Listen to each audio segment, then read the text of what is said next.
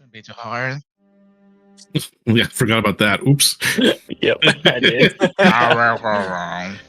Yep. Right. So, if that's the case, we'll definitely have to split up and get our supplies. I know I've got to buy a bunch of candles, and I've got a few more things I need to get, but shouldn't be too hard. We've Right, done the and- rest, haven't we? Yes. Yes.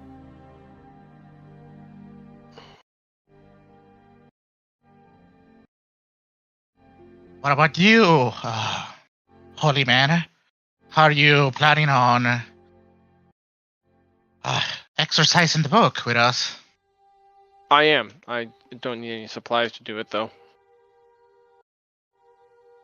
Right. Well, just to make sure it's successful, I will be back. I'm just going to get some supplies, and we should be ready pretty soon. Just, probably the best place to do this would be in the basement. Correct, I agree. More secluded, more... Can this thing go through walls? Oh, let's hope not. It should be fine. Right. I'll be at the market. If anyone needs me, I'll be back in maybe an hour, 2, maybe 3. Yeah, shouldn't take us that long. I've See got a ya lot then. of supplies.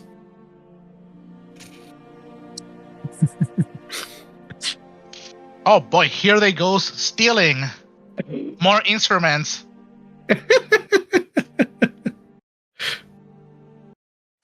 All right. So you go to the market, and is this purely a... what do you have in mind?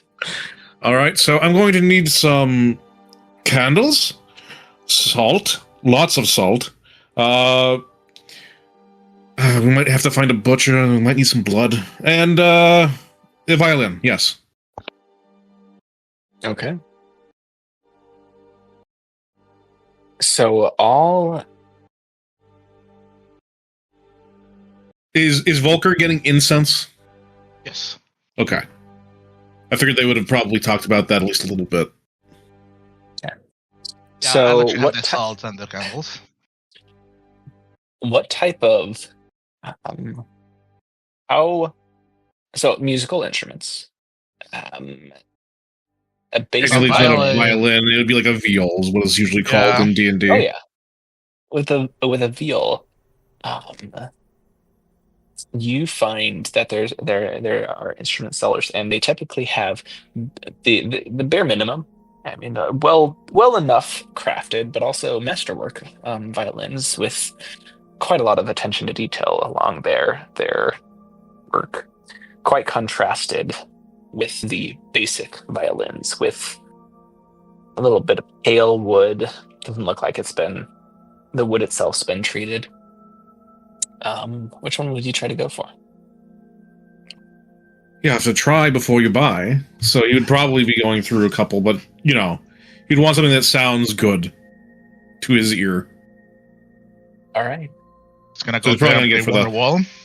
Yeah, he's gonna play Wonderful with the violin.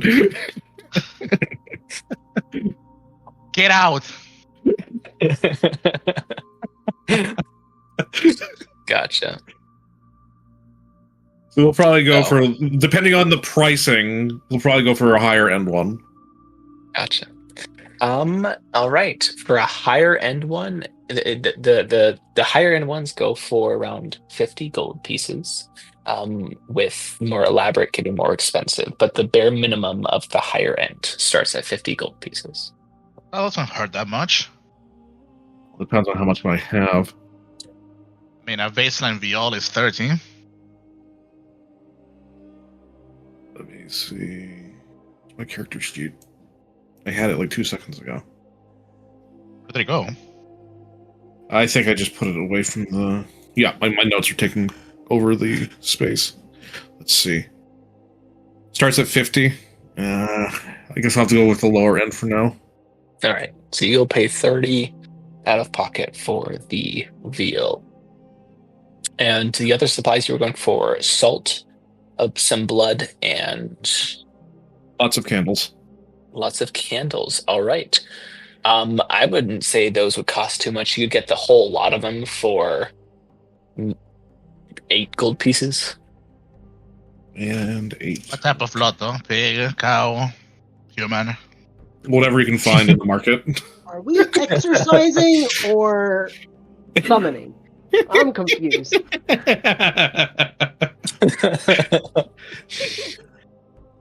You don't know, you're not there. All right. You're right, I'm not. So, you've got your supplies and you return from the market. Yeah. And if no one else is there yet, he's just going to go into the basement and start preparing. Sounds good. Volker. Sir. All right, Yes. let me look. I think do we have enough? Oh well. Well, Volker would have been interested in returning to where he would get his supplies back in the day. He will be interested in getting a new sensor, some burning herbs, and we already got the candles. I would like to get some chalk. And what's the name of this other thing?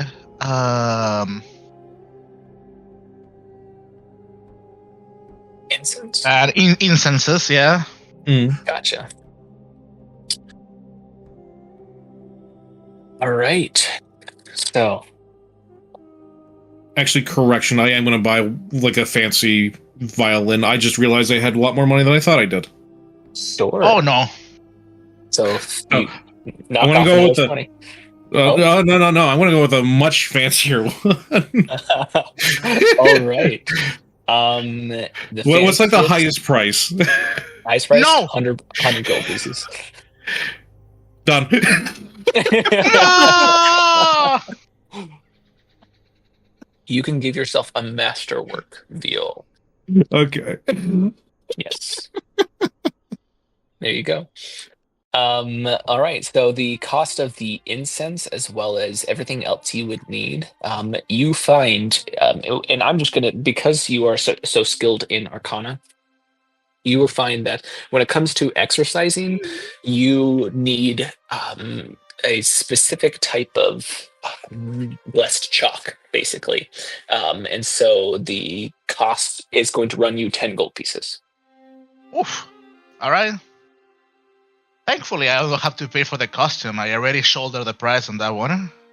Mm-hmm. Right. 10 doubloons. Sounds 10 doubloons. like a plan. There you go. And from what I understand, Paladin over here is going to use his divine magic, so he doesn't need to go out and buy stuff. I don't know if Maybe. he was talking about the spell that we were thinking about, but that one does have a material component that's consumed. Maybe double check on that. I don't know what he's planning though. All right. We'll see. So, you all gather in the basement. Let me get some ambiance. Just scary music. Spooky, scary music. So, the three of you gather in the basement, and it's this final. The day has been spent gathering supplies, walking to and fro, and now you are here. You tried to do this when the workers were not here, so it's in the evening. Of course. Of course. So, to get this ritual set up, I'm going to need somebody to make a religion check. Okay. Well, not really knowing what he's actually doing, but going off of what he remembers. Espen would already have started trying to prepare this ahead of time. Go ahead. Okay. Do you have any experience in this way, Espen? His experience is some from his memories from long ago, but it was not necessarily for exorcism. Go ahead and give me a religion check. I Okay, believe hope in this you, is- brother, man. I hope this is really low. Religion, where is it?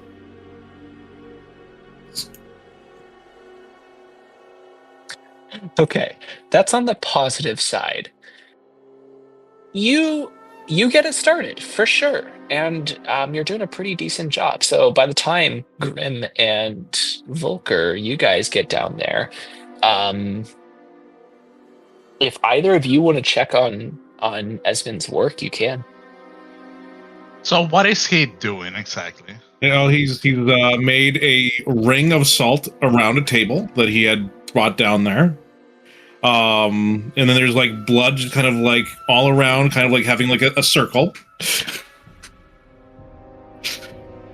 in some intricate patterns. And right now he is putting a bunch of candles around the table on the ground in specific spots in that intricate lining of the circle. All of them are currently lit. And he's got the book in the middle of, or well, I don't know if he has the book. You guys might have the book, but he's got like a place ready for the book to be placed in the middle of the table.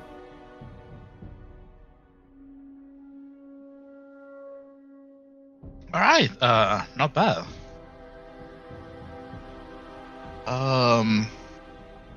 Depending on That's how probably- good you guys roll, I'll let you know what he thinks he's doing.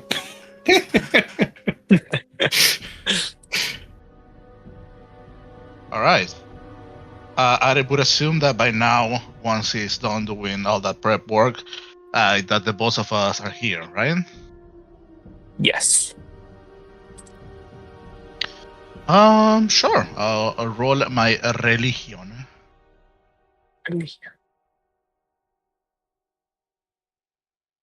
Bang. Okay. What are the mistakes? Oh. What are they? Tell me. Let me eat. You Oh. can tell that there's a couple of runes that have been written in an invite as opposed to an exercise. And if you look at it hard enough, it's because this is more for design for like a seance than anything else. Oh. Then I would like to correct those mistakes. I'm probably, the circle is probably a little crooked on one side. No. Also fix that.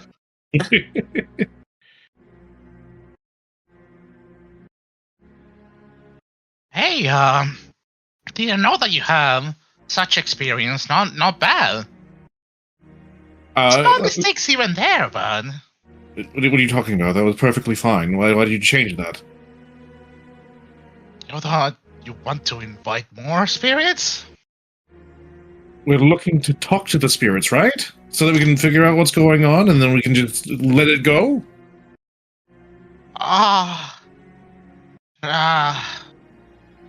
That's how you invite other entities into this place. That was for fine. other. Oh, Yes, that's for others. They're right. beckoning Okay. them. It has been quite a few years, so it's been a bit. It wasn't really my focus, so. No. I mean, it's fine. It's esoteric as it is already. I'm surprised. Well, don't take it that badly. I'm surprised that you have knowledge of this to begin with. So that's really good. What is Mr. Grimm doing at the moment?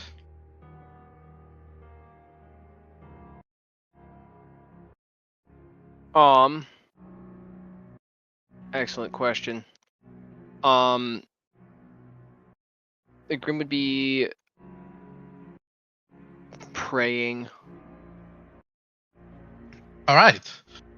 While he does that, and I assume with the 25 that I rolled already, what Volker will be doing is, well, first of all, you see him grabbing onto his he places a backpack on the side, grabs onto like from behind his head, and starts to tug onto the robes that he's wearing.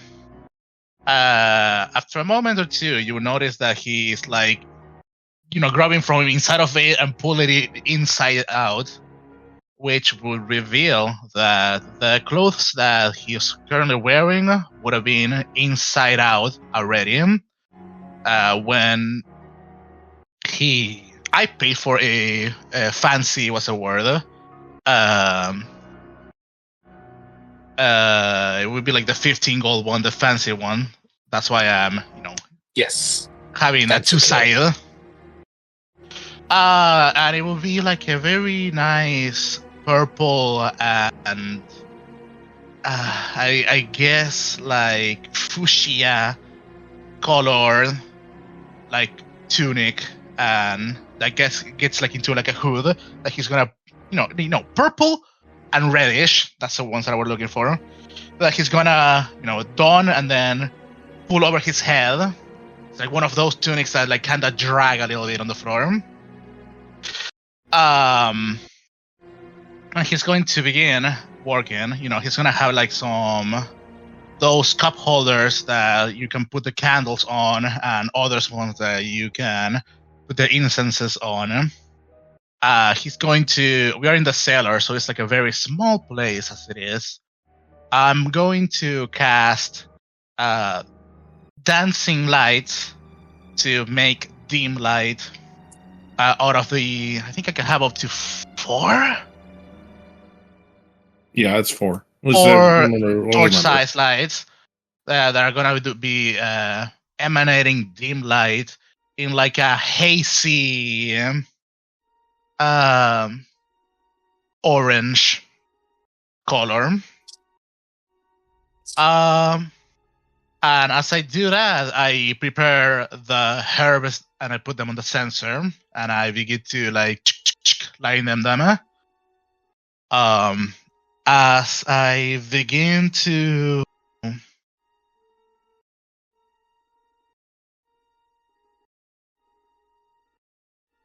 Mr. DM, question. Mhm. Once we saw the wraith, did it have any distinctive visual appearance that would describe the race of this specter? Yes, in the book you would have read as the biography. Mm-hmm. Is that autobiography? It is an autobiography, and the name of the autobiography is called Whispers of the Unfinished. So the name of this individual, well, you know that this individual was an elf. Then Yes. I would have been interested in chanting in Elven, like some words of like, chants, like occultist chants. So it's like in Elven, Yes. muttering to himself as he is waiting for Aspen to finish, tuning his instrument, and for Grim to, gather the, I guess, courage or holy power required to begin this ritual. And once he does so, once the rituals begin to start, he's going to be, like pacing. I assume we have like we place like the book in like a not a pedestal, but like a stool or something in the middle, alongside the circle, the blood, the salt, the the chalk. And writing down some runes in chalk. I'm gonna be, like pacing in a circle as I'm, using the sensor to dangle it and produce like the smoke. Okay. And as Esben gets everything set up and gets his viol all tuned, he's going to start playing, and I'm going to use 2 bardic inspirations for both Volker and Grim. Okay. Now, Grim, I know you're trying to figure out what you would do, but do you have an idea of what you would do more than just prayer?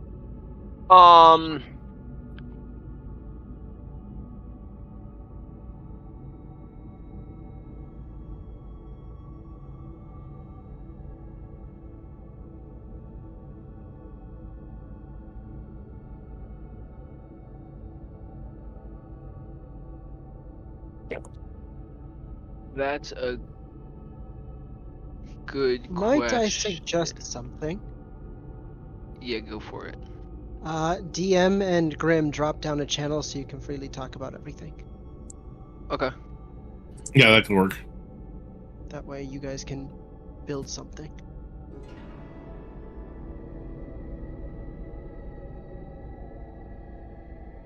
What happened? Paladin doesn't know exactly what he wants to do or what he can do, and so I suggested that him and the DM take a moment and go down a channel and go over everything that might be able to happen and build a game plan. Also, obviously, I took inspiration. I posted in. Why is this image so small?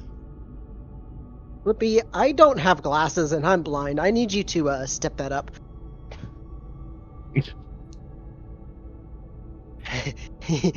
Yeah. I'm so excited for Astartes.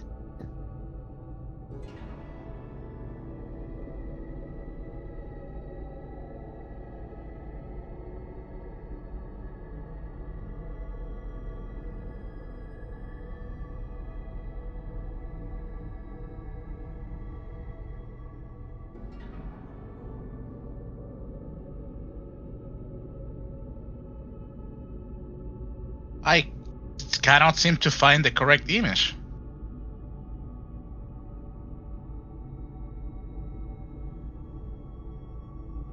Well, the idea that I had in mind was ceremony with the change alignment one or the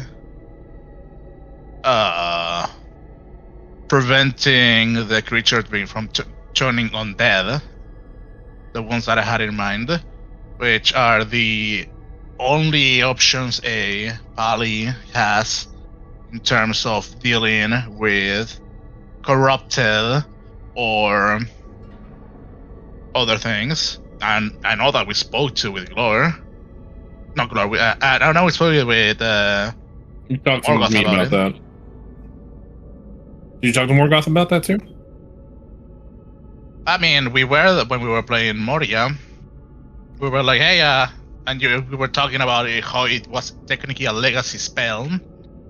This, that, and that. No, see, what happened is that Morgoth doesn't understand, or I haven't fully explained to him, and Kia, this is important for you to at least pay attention to too.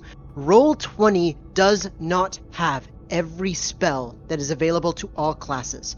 The only spells that Roll20 has is the free spells that you get from the supplement, which is a free thing that you can download. So it's got a quarter of the spells, which means to understand what spells your class has access to, you need to probably go to Wikidot or to D&D Beyond, because the 2024 1D&D is not a rewrite of the 2014 editions.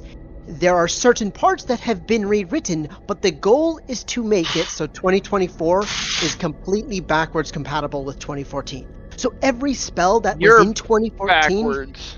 can be used in 2024, and every 2024 spell can be used in 2014. But it's created a lot of complications because of it. Yeah. All right. So we're getting ready to get this exorcism underway. I don't Excellent. think we're exercising anything. So, I'm sure I did it Ghost right. fitness. to set forth the candles, light the candles, and Volker, you begin chanting in Elven to draw out this spirit. I am going to need before I need this from you. The three of you gathered in this dimly lit basement. This book is in the center of this circle, the flickering lights of the candles, as well as the dancing lights around, cast eerie shadows around the walls. And before each other, you look up and you can see the light glinting from each other's eyes. But what draws your attention is the book begins to float. It rises off the ground, and you can see the cover open slowly. And then a single page is drawn, and a second one, and a third one. It begins to quickly flip all the way to the end of the book, which you find is empty. You find that the story, the autobiography, is left unwritten. And yet, upon closer inspection, the book has, whoever wrote the book stopped writing with the final phrase that says, "And my final purpose is to remain here and cause and bring as much pain as I have felt to those around me." But with this exorcism and with this understanding of where you are, you believe that you can rewrite the end of this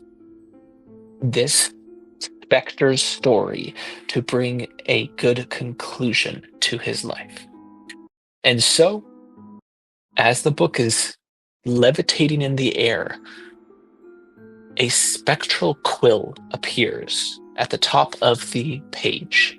I'm going to need one of you to try with an Arcana check or a Religion check to place your hands upon the quill and to steady the writing and keep this spirit contained. And I'm going to need you to roll an Arcana or Religion, one of you.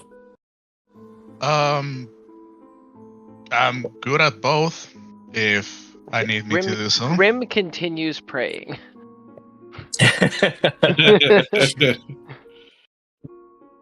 All right. I guess I'm stepping in. Do I have any way of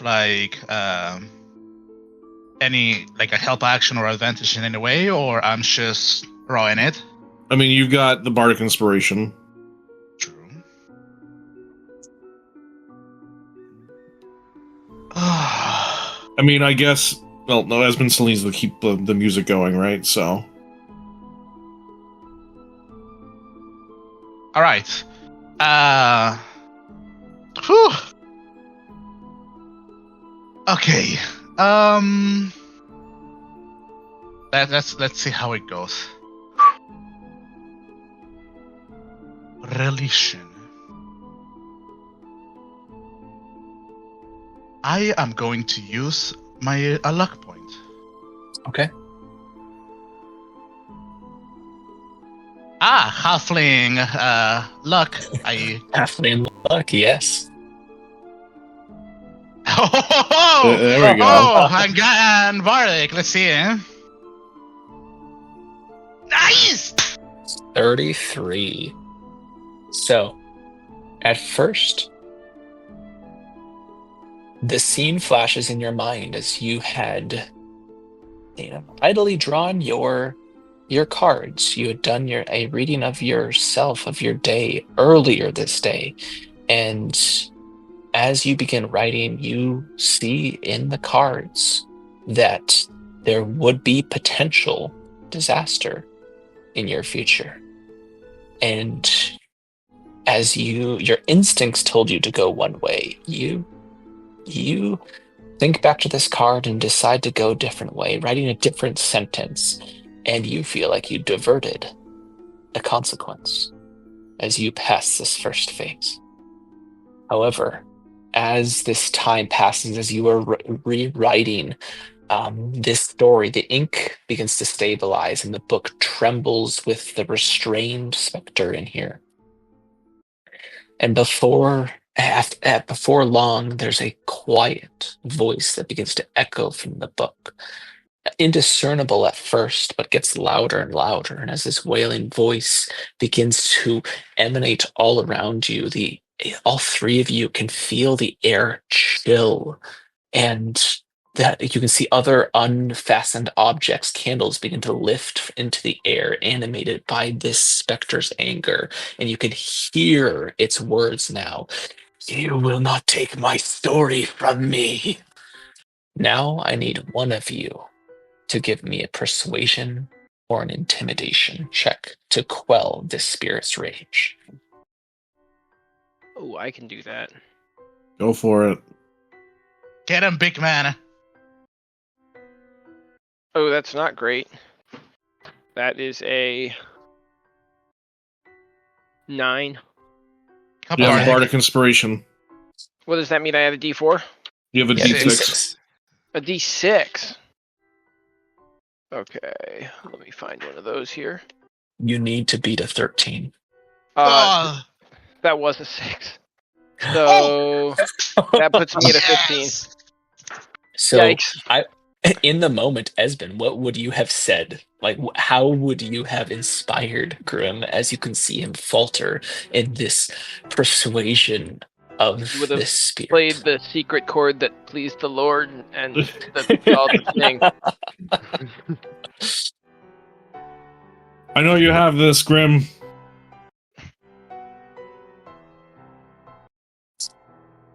And with that bolstering, the spirit, you can see that there were real. Volker, do you carry any extra books with you? I have a book or two on my backpack. Yes. Yeah. You would have seen that the backpack would have started rustling as these books. They would start moving on their own, but with your soothing words, which I assume you used persuasion. Yes. Grim. Yes. Okay. With your soothing words, you can see the spirit's fears and anger is quelled, and you, again, averted consequences. And so here you get, Volker, the final sentence, which you can feel mentally. Your will is being tested. It is the hardest sentence to write as the book begins to shake violently. And so now somebody needs to craft a compelling conclusion that will satisfy the spirit.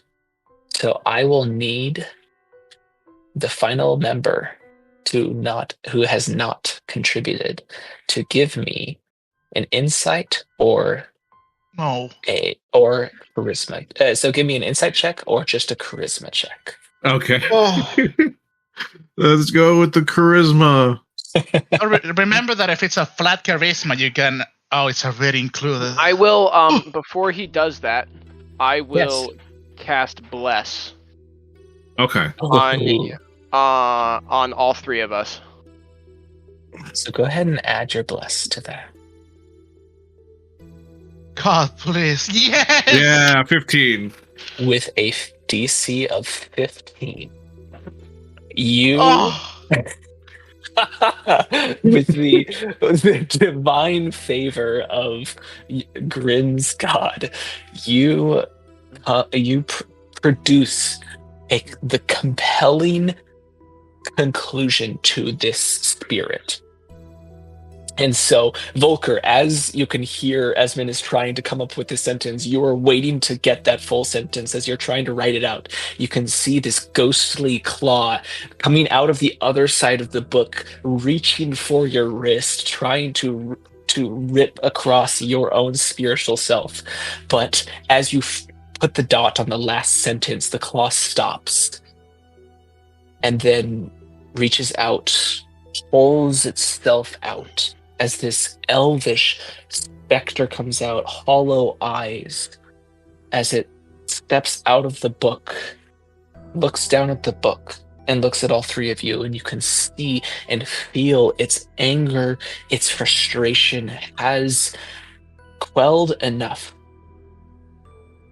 for Grim, your final preparation. Yeah, I'll do. I'll cast Ceremony of Atonement. just for a rule of cool, you've been prepping this, and that bless was like, you paused for just a second, but you've prepped I this was spell. hoping, but Oh yeah, no, this is great. I love this. So as you bring this, you hold up your holy symbol and offer atonement to this restless spirit. Make that insight check. Can he get Good. another bardic? Yeah, sure. We'll give another bardic. There's no reason not to. That's what the D6. That's a D6, D6, yep. yes.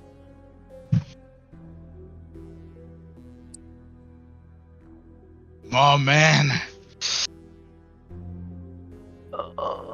You said insight. Insight. That's an 11. The Okay. rolls have been terrible. So as you offer Wait. Would this drop my Yes. concentration on bless? No, So I get a D4, I think, too. you do get a D4, yes. And a D6. No, bless. I used a D6 You also for got a bardic. bardic. Yes. You got another bardic, though. Yeah, so I used a bardic. Oh, okay. I used a 20, a bardic, or a D20, a D6 for bardic, and a D4 for bless. Right? Yes. Yeah. So what did I say that was? An 11. 11. An 11, so that brings it up to a 15. 15. Okay. As you offer this chance for atonement, you hold out your hand, and you can see the spirit look down at your hand, look up at you, and you can see it grow sorrowful. And you get the distinct feeling that although the spirit's anger and frustration has been quelled through this exorcism, it believes itself to be beyond atonement. And so you can see the wisps of the spirit begin to fade as it disappears from sight. The book lowers, the quill disappears, drops onto the ground, the candles all go out, and the temperature begins to return to normal.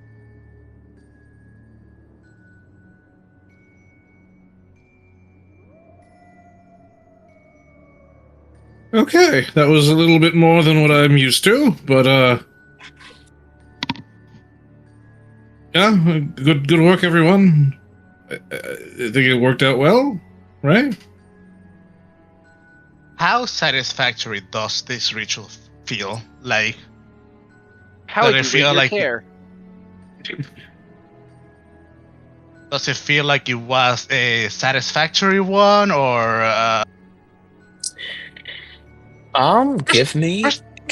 Yeah, go ahead. first of all, like, what did I write to rewrite the wheel of the specter, essentially?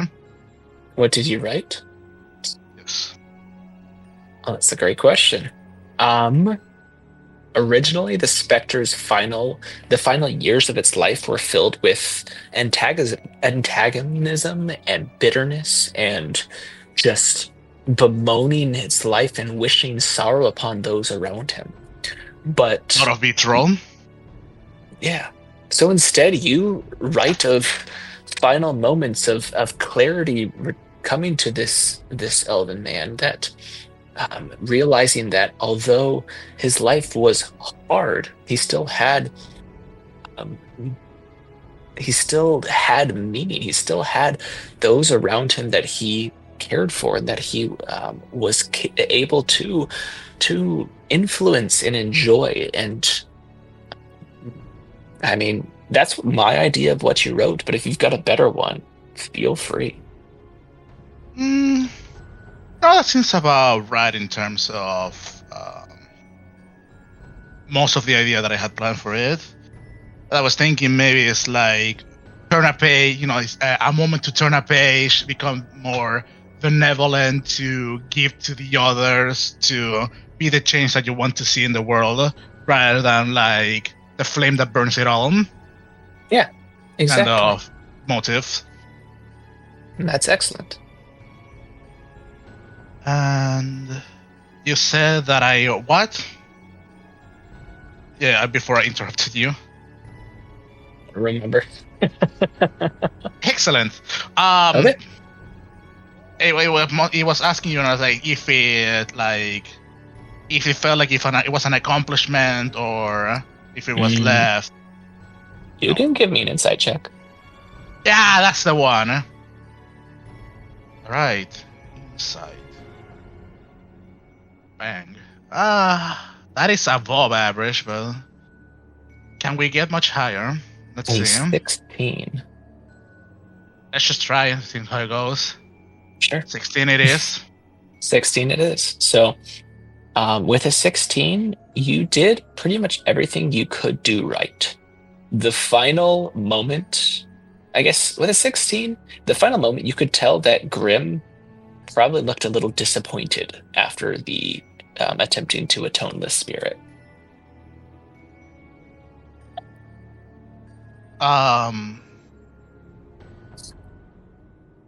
So waiting a moment or two for things to return to normal. It's gonna take a deep sigh. Look at the book. The quill disappear. The book is back on the pedestal. Yes. He's going to grab it, flip to the notes, look at the last page, see the writings that was left there, close it, and then I would be interested in casting Detect Magic to see if I still feel any energy coming from it. Sure. Give me a perception check.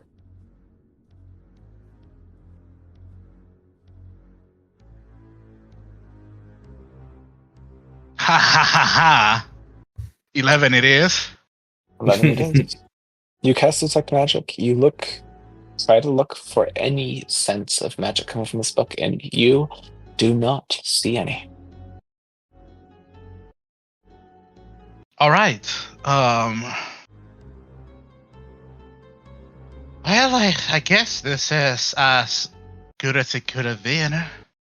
I don't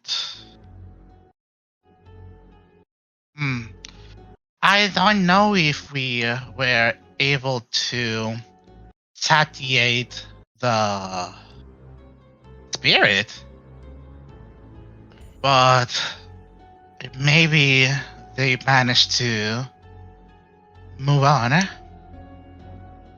to leave this plane.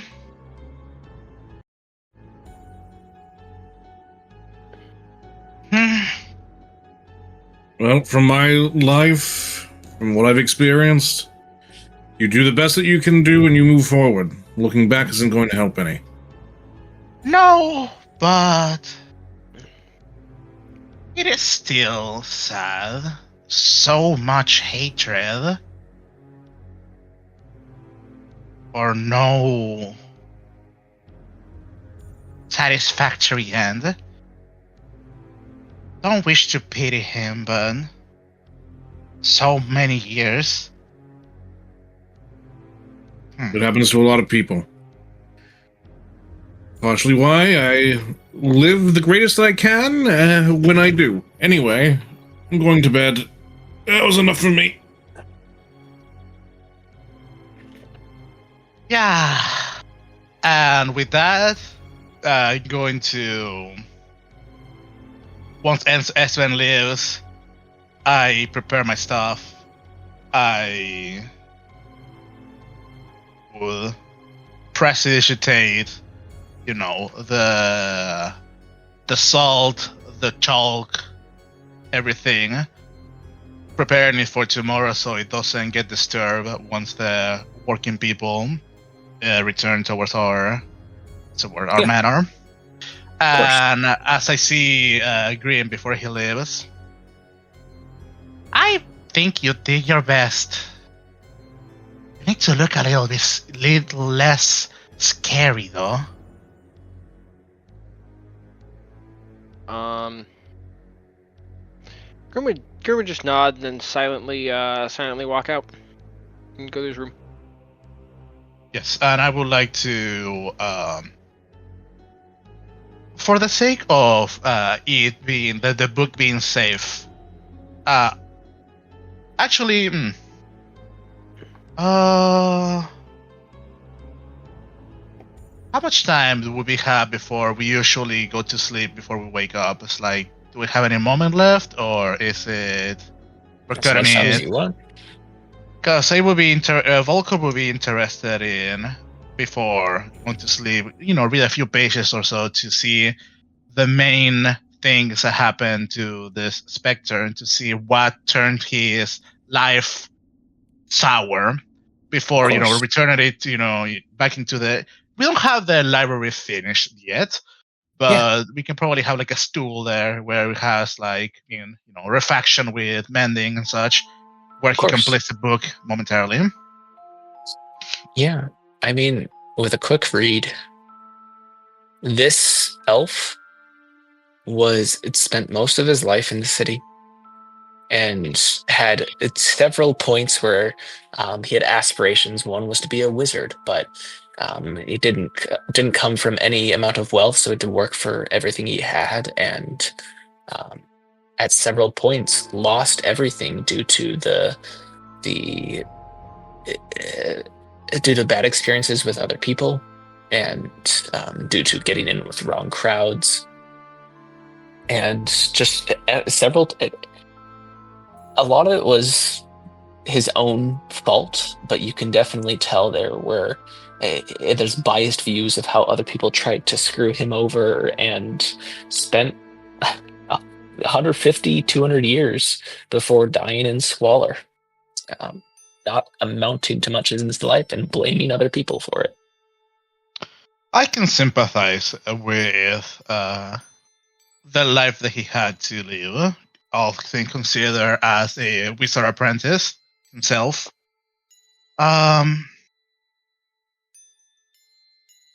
Not to say, not in a negative way, but I pity him. Yep. And with that, I will place the book back on the pseudo library that we have, and I will take my rest for the day. Yep. At least, from what I can Volker feel and think it is, while not fully accomplished, at least what he think what happened was he moved to the afterlife, and he gets to, has time there. Yeah. And that is as good as he can get. It could have been much worse. Yes. But yeah, and he takes the slip. Okay. So we're going to move into the second part of our days 3 and 4. Well done, everybody.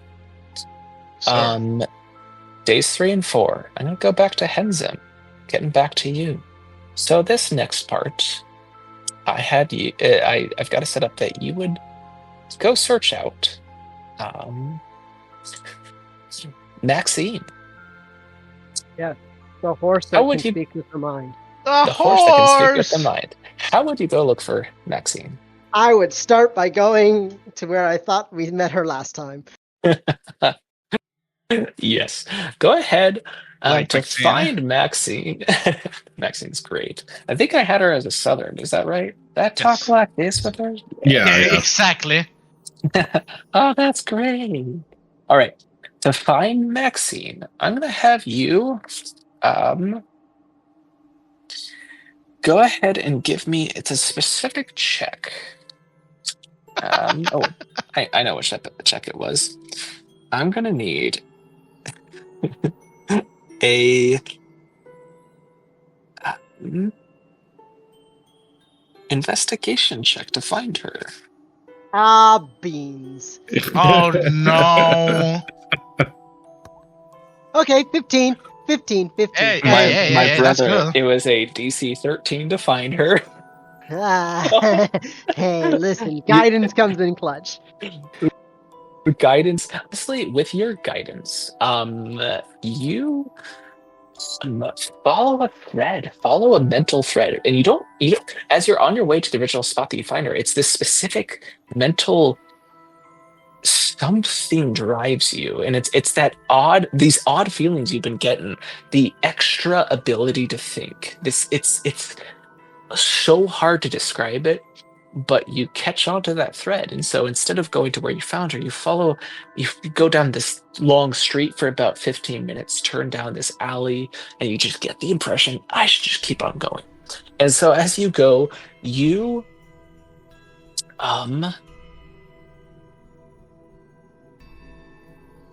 start to walk past, get into this is not so busy area, but you pass by this carriage stand, and then your eyes, you know how you daydream, you can the eyes fully open, but you're daydreaming. You start to get this rush of foreign memories. You begin to getting flashes of being young, of prancing through tall grass. You get these images of freedom, of feeling the wind in your long hair, the sensation of being a young, untamed horse. Then you get the sensation of a spell taking hold, that unwelcomed intelligence changing everything. And as you get this sensation, you look up and you lock eyes with a horse. Humongous horse. Who's staring back at you knowingly. Hold on just a second. Let me go back to my computer. Yep. Are you making a sandwich? No, I'm making another cup of coffee because I got to be up till 4 o'clock in the morning. Coffee. Oh, jeez. I would like to reach out with my telepathic bond and initiate the conversation. Oh yeah, you do have Okay. that. You go ahead and do that. Right. Do you know, boys, you can talk with your minds. Well, hey there.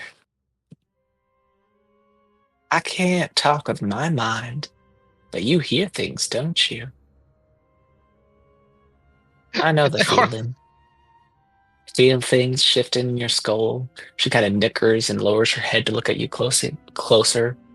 Kind of tilts her head, so she's got one eye fully looking at you. One day I was just a horse, and the next, I was something more. I'd like to find some grass. Drive the horse. I will take 2 handfuls. One of the handfuls I will offer out to her, and the other one I'll eat some grass. She looks at it. Well, ooh, ain't that a nice little treat? She takes it out of your hand, starts munching, but her head. I've got to be honest. I haven't spoken in this way before. How'd you do this? Didn't I cast message to it? With message, I understand it as it's magically, your voice is silenced, but you hear it in the other person's ear. For me, message is a little bit different from telepathy, because I want it to be like a cool thing. So that's my understanding of it. That's fair. I like that idea and viewpoint. You're basically transporting the vocalness to their eardrums. If That's that makes fair. sense. Yeah. So I don't know. I just woke up, and then I had a headache, and then I almost died, and now I can talk with my minds. that's interesting. What else can you do?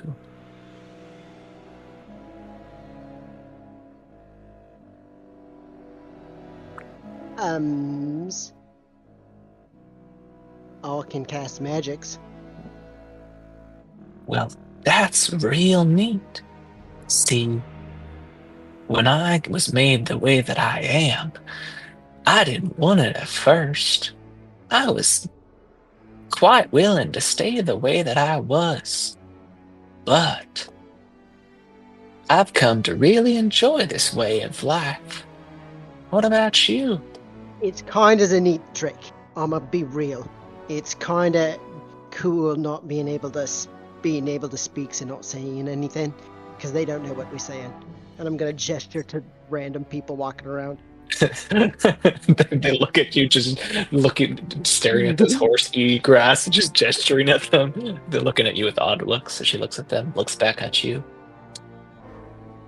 You know, when things like this, gifts are given to us and we don't quite understand it, I've found that sometimes you just gotta accept it and figure out how you can make it work for you. Because life's gonna throw things at you, and you just gotta live with it. You know what I mean? Then I'm gonna describe to her that feeling of like hands on my consciousness. Mhm. And ask, he's got any ideas what that's about?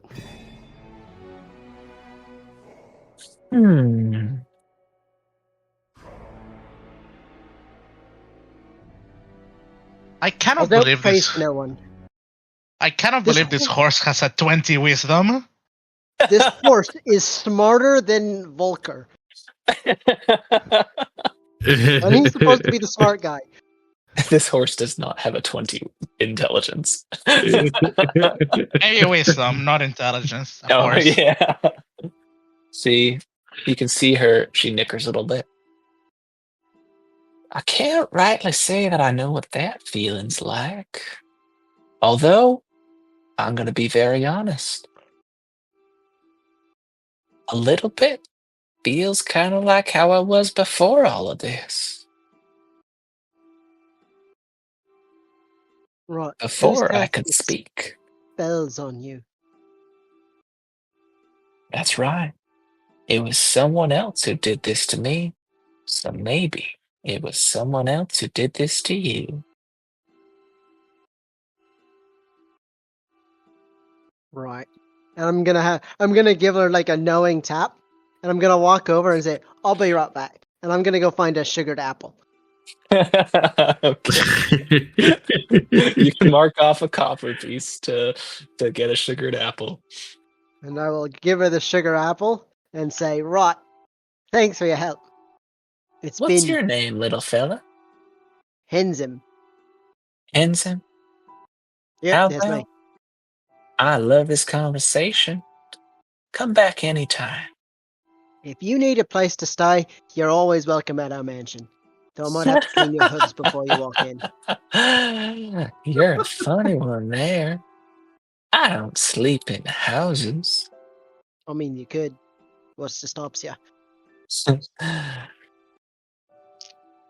That's a great question. I'm gonna try that one day.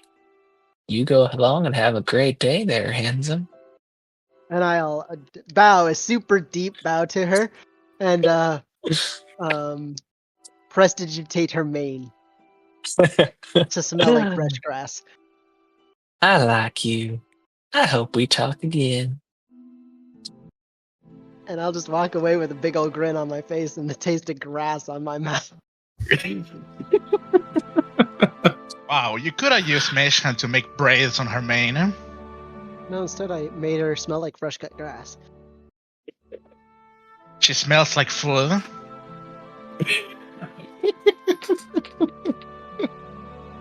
And I have a new mission in life. We have to make the front door big enough to have a horse.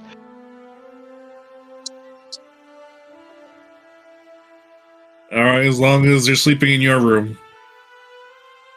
Well, what do She's you getting mean? her own room. Exactly. What room? The basement one. One that's got blood in it. Oh no! I mean attic. Okay. Ah, so where you're at.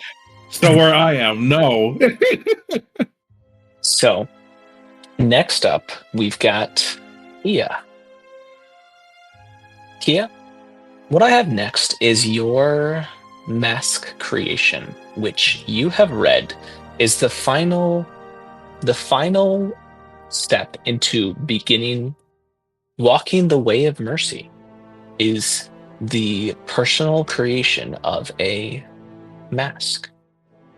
So What type of material would you choose to use?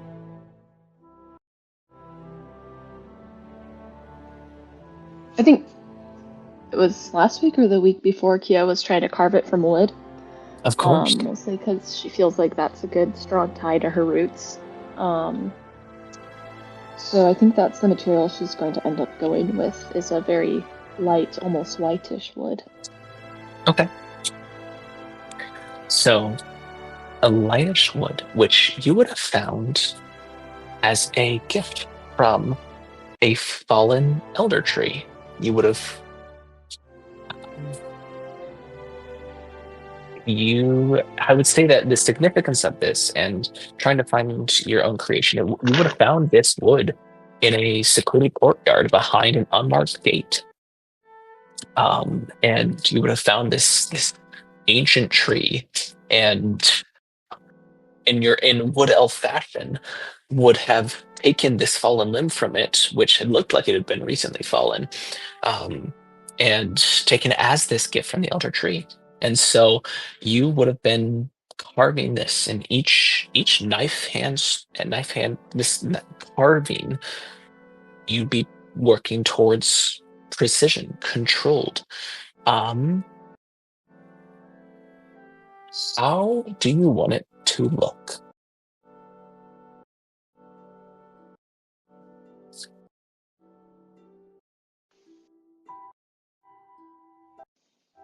So I gotta find my picture I had as inspiration real quick. Oh yeah, no, I'm looking forward to seeing that. Japan trying to make the largest file. I don't think they're gonna ever beat the US. 1940. Or whatever it is. They can 1945. try.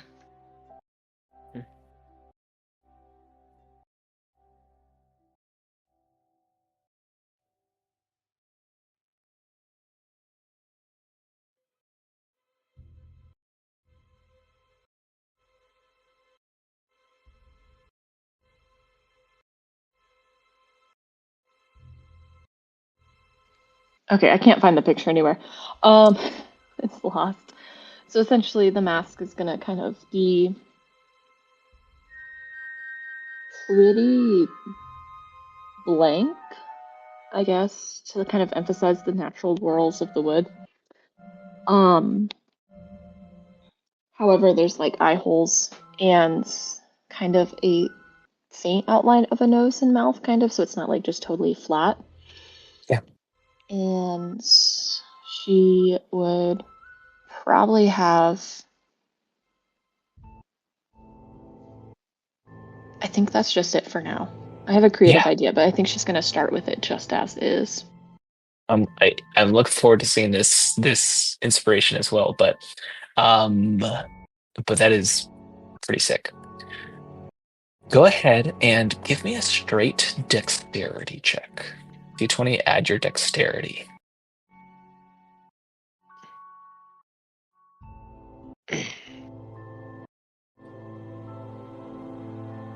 Oops, I was rolling at disadvantage still. Go ahead and swap that.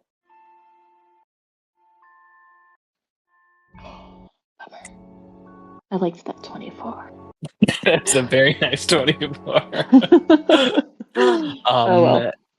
With this, you can definitely tell that it is not to the degree that you want it.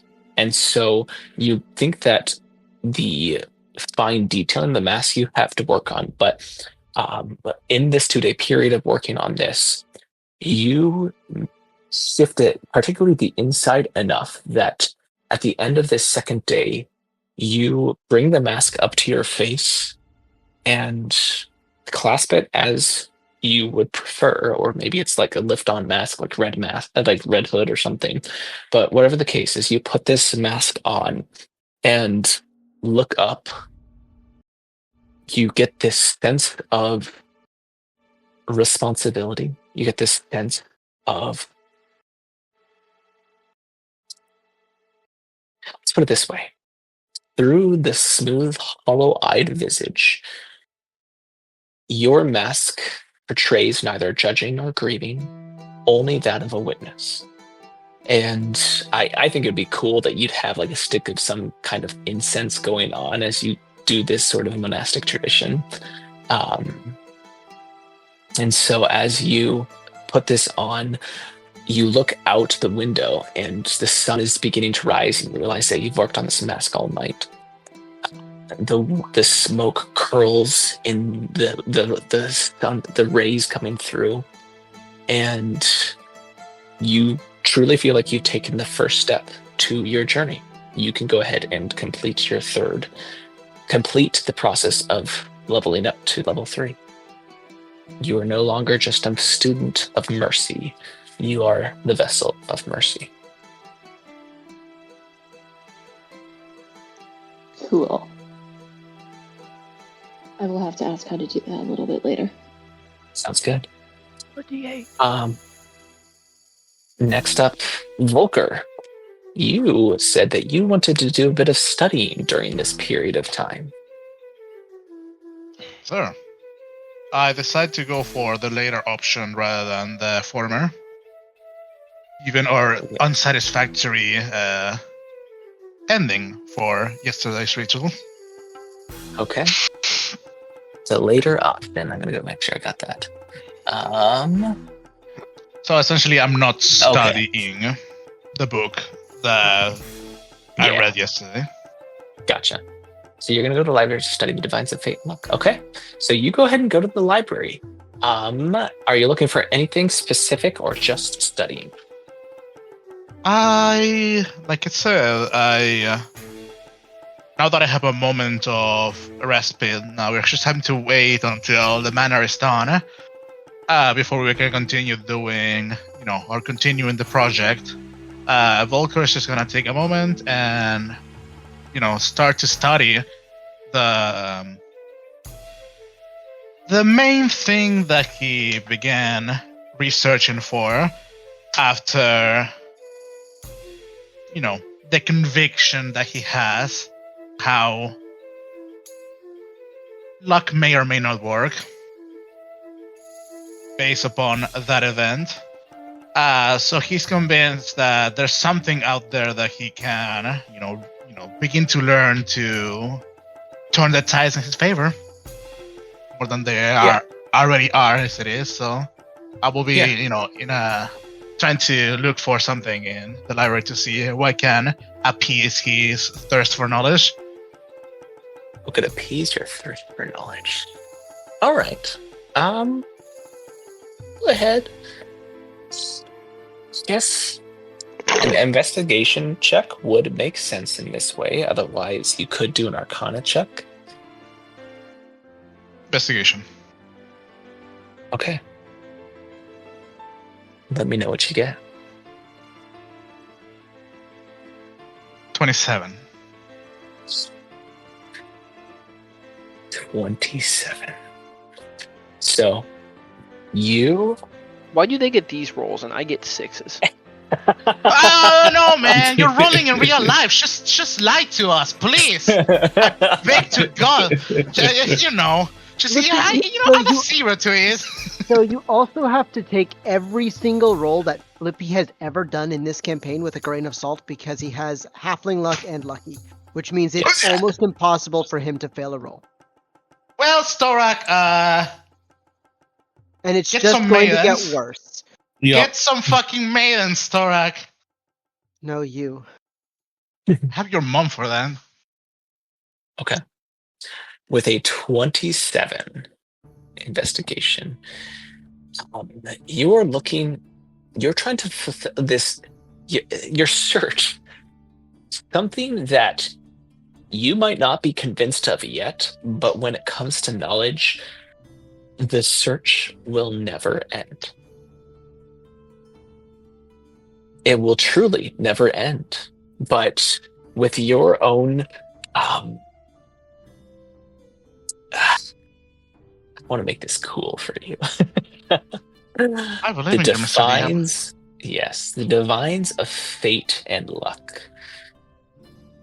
you begin to pour over divinity. You pour over what is fate, what is luck, what is predestined, what is not. You read about the strings of fate. You read about how everybody's fates are tied in some way, but then it doesn't make sense because there are some paragons who don't follow the same string of fates, and their own cords, as they're attached to the weave, are that in and of themselves not static. And so, what can you truly rely upon?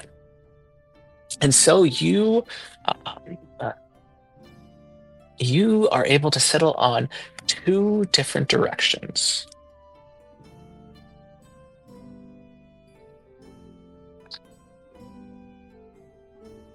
There's the one, which is the goddess Stavros, who takes on the idea of fate.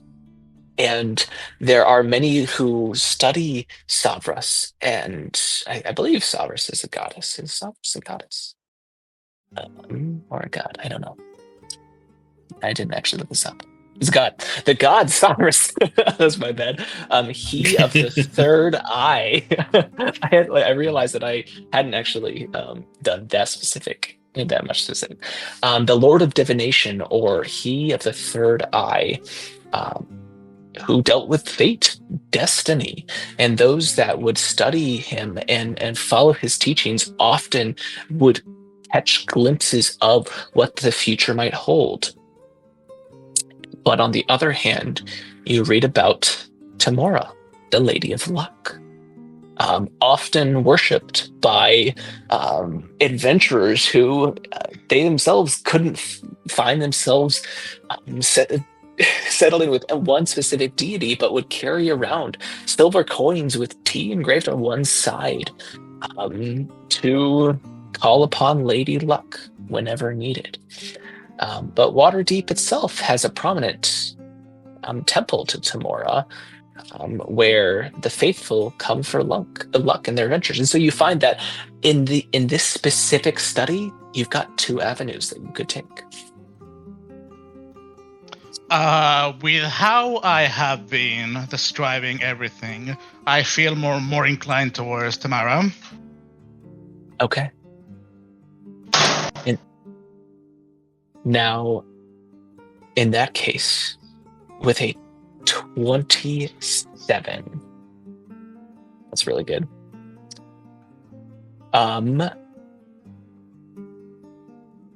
You delve into Tamora and delve into, well, these lucks, the Lady Luck, allowing her to somewhat guide your path. And you with freaking 27, man. Don't shoot the messenger. I'm not. You uncover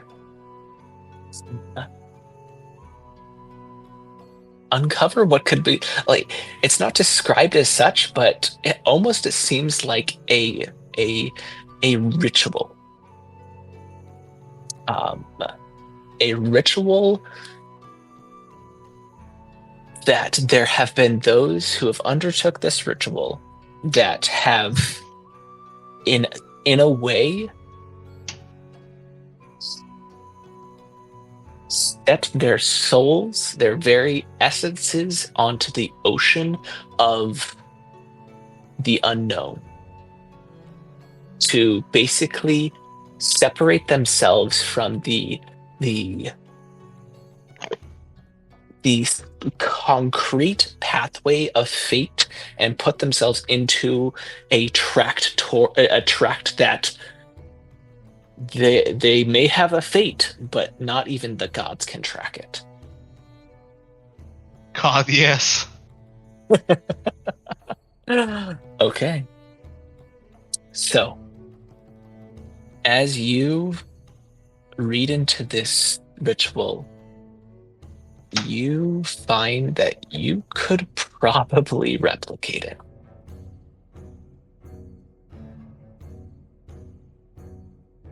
You could probably replicate it and separate yourself from this, from fate.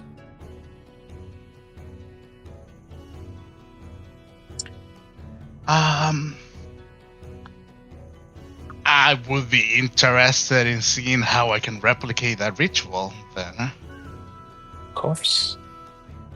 I may have to visit her shrine before I do so. For good luck. Oh, you will definitely have to visit her shrine. So, overall, you believe that you have to you have to have a coin. You have to find a silver coin with, and whether you put her symbol on it or you do yourself, you bring that coin with you, and you go before the shrine. And the ritual itself is what matters most to the ritual is your knowledge of everything and the certainty of what you do. And so you find yourself, it is evening time at this point. There are people who are settling in, shops being closed, but you go to the Temple of Tamar. And at this time of night, it is empty. You walk into the halls. They're simple. They're not flashy. Lady Luck herself doesn't necessarily need that flashiness because, hey, what matters most is that you try. And you see her sign there. You've got the coin with you. And all you know is that in some way you need to set yourself before the shrine with the knowledge that you are going to permanently change your life with this decision and let the coin flip in the air.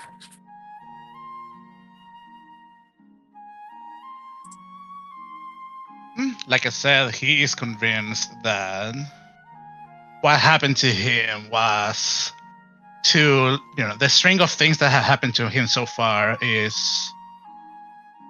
too unnatural for it to be just a cause. By the way,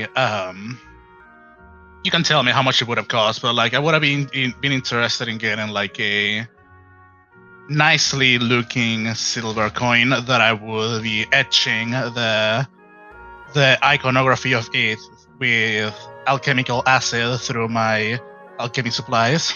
That I would have my own touch to it rather than buying one pre-made.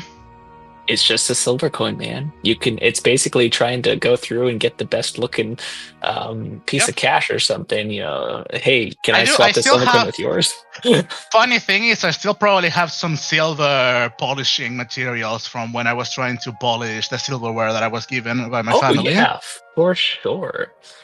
So before coming to the shrine, I would have done that, polishing, looking like the best, not dented one.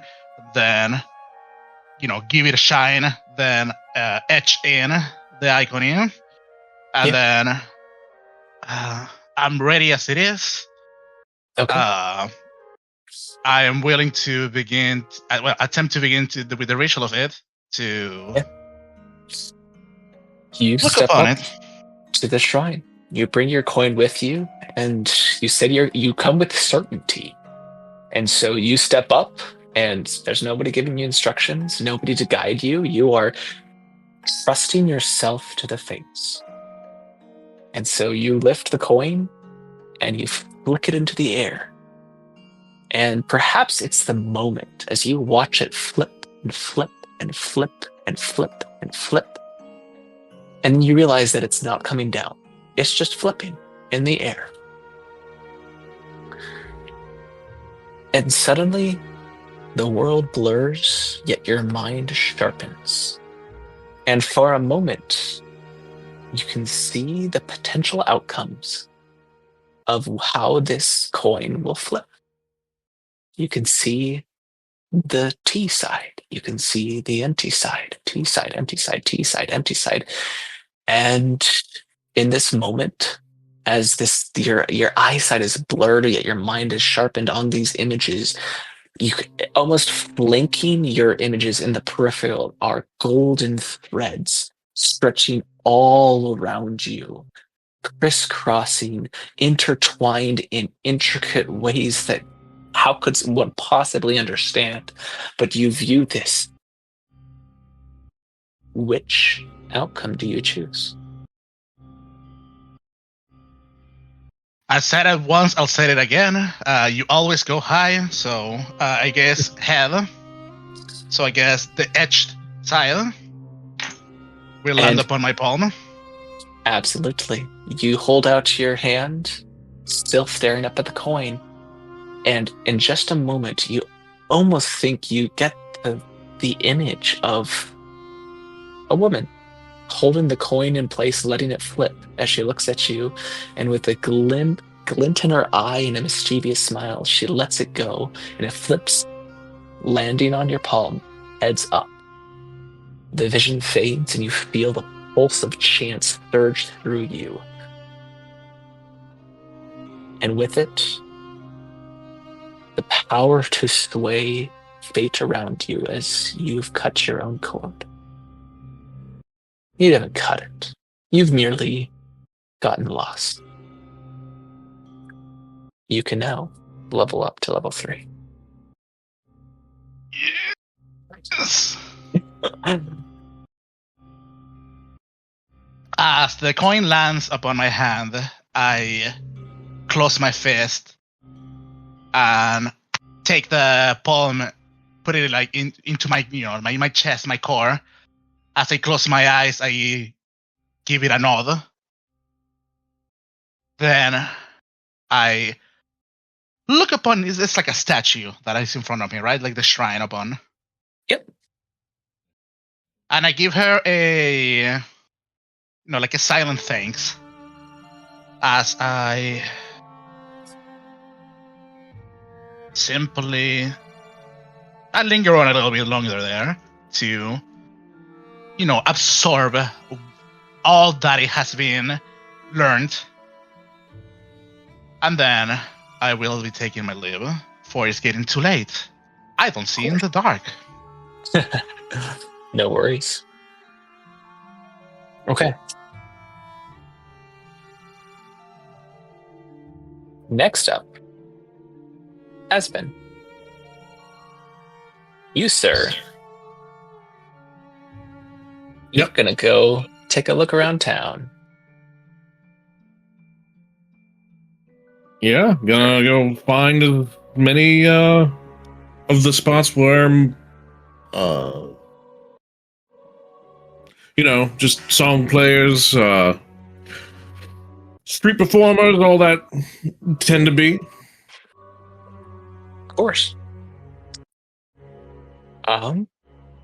As you start going around and looking around, how would you do that? Just where would you go? It would depend on how much knowledge I might know of Waterdeep, where most of this tends to be. Well, I mean, we know that there's some that was kind of close to the market, right? Yep, some in the market and some at the Yawning Portal. Right. So we guess I'll start there. Just as I kind of described before with you, it's mostly just to check to see what exactly are people tending to do with performances, where's the best place to make money, that kind of thing. Yeah, of course. Well, I think you would probably go ahead and make whether you would want to just kind of perceive yourself or start talking around, you can choose perception or persuasion. Good question. Go with persuasion for now. When I find my sheet again, there it is. Makes more sense to ask around where people go for entertainment. Yeah.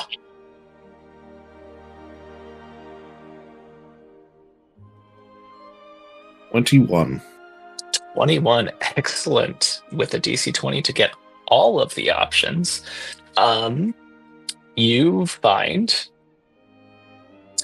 there's the ones that you are quite familiar with, tavern performances, which is casual, lively music, storytelling, that sort of deal. So a lot of the working class tends to get these. There are theater performances, which more polished, formal, got plays, musical numbers, etc. There are street performers, which are quite informal on street corners. You rely on the generosity of the crowd. There's noble patronage performances, which if you get in good with a noble, your pockets will be lined as long as you do a good job. These tend to be more refined. There's more intimate performances for the elite, that sort of goal. There are guild performances, which you could go to different guild halls or even a bardic college itself to try and perform there. But although those tend to be more ceremonial and political in their goals, there tend to be more of the magical performances, which you demonstrate your skill by combining magic with your music. These oftentimes are done at temples dedicated to Mistra or even the renowned Blackstaff Tower.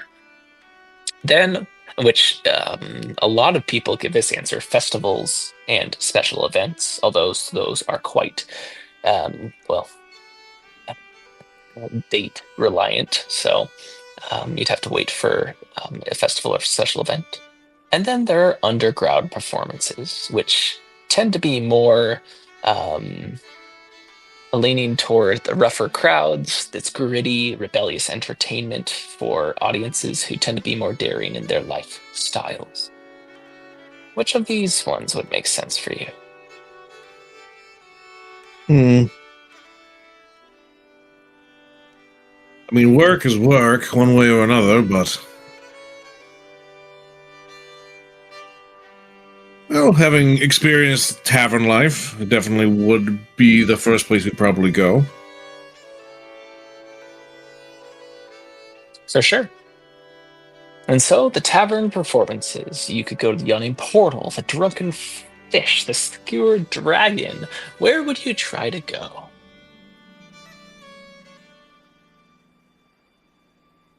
Well, those would be more probably evening performances after everyone's kind of done work, right? That's right. That's right. You were going to spend this day studying other performers around Waterdeep. Right. So that would probably not be the smartest to do the taverns yet. So maybe checking out the street performers right now, the ones that are just kind of like on the street corners and stuff, see what they tend to do. Yeah. Well, I'm going to set this stage for you. You're watching street performers. You are standing by the corner. Maybe you're leaning up against a building, trying not to be so noticeable so you can watch what is successful, what is not at different parts of the day. I don't know if you take notes, but... No, he'll be taking notes, yeah. Good. The crowd is bustling. There's shoppers walking by. There are men and women doing business as they rush. Others casually walking. You can see there's a crowd of what looks to be Baldur's Gate tourists taking a look at Waterdeep itself. You tell by their gaudy dress and their unique accents. It really is quite something. And then if you had hair that could stand on end, you get the sensation that somebody is looking at you.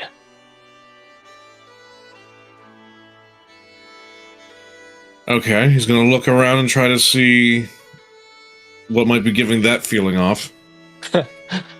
Give me a perception check.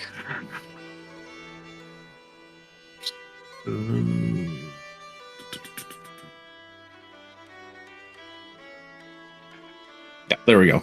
There we go. 4. You're looking around. You're not seeing anybody. Maybe it was something, the wind or something. And you feel a tap on your shoulder. It's up in the wind. Oh, it must be the wind. he'll look over at his shoulder. You see it. You look over, you're looking above, don't see anything. Tilt your head slightly down, and you see the rounded top of, I'm going to be very honest, a bowler hat as a dwarf wearing a bowler hat. He's got mutton chop beard. Think King Dane from The Hobbit style beard. As he's looking at you, he's got a tight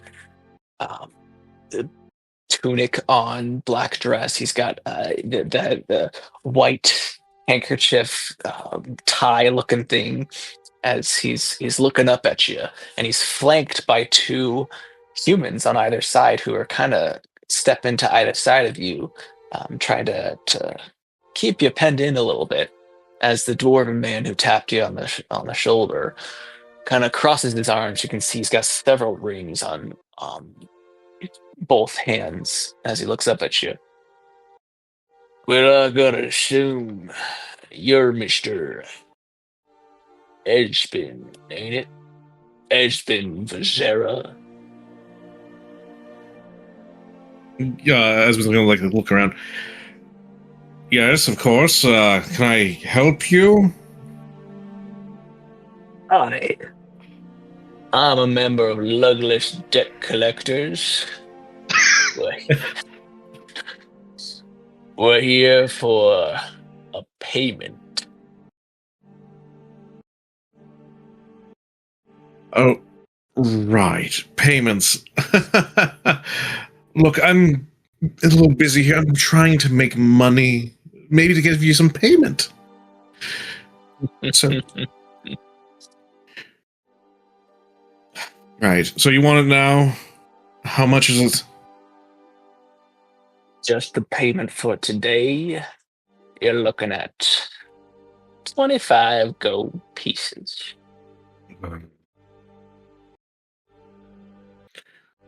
Right, fine. We'll get you out of my hair. Scales. Whatever. You know what I mean. Oh yeah. How do you hold your money on you? Like, what's the situation? So Oh no! he knows to kind of like keep it well hidden. So it's actually on like the inside of like a secret like pant pocket kind of. Yeah, pretty much. So right. Well, if you don't mind, I'll get it out. But quite honestly, I don't like it when people look at me while I'm trying to get my money out. So could you kind of turn the other way? Go ahead and give me a persuasion check.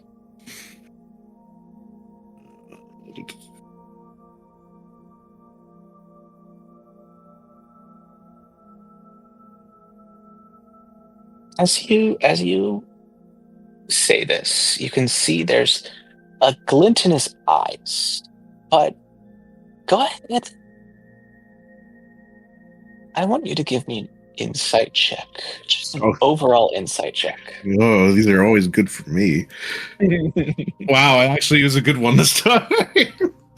No, that is a very good one. As you say this, and you know how persuasive you are, and so you get a vibe of how well you say this. Perhaps you feel like you let your voice tremored a little bit as you went to try and convince him, and yet you get this distinct sensation that he reacted more positively than you would have assumed. He's like, aye, as he turned his back on you. As we look at the other 2 humans, do they turn their back, or do they just? They're looking away, but they're still got their posture is ready to react in case you try something. Right. Well, we're still kind of in the midst of the public, so do you mind if I just kind of go just around the corner? I'll be right back. Give me another persuasion check.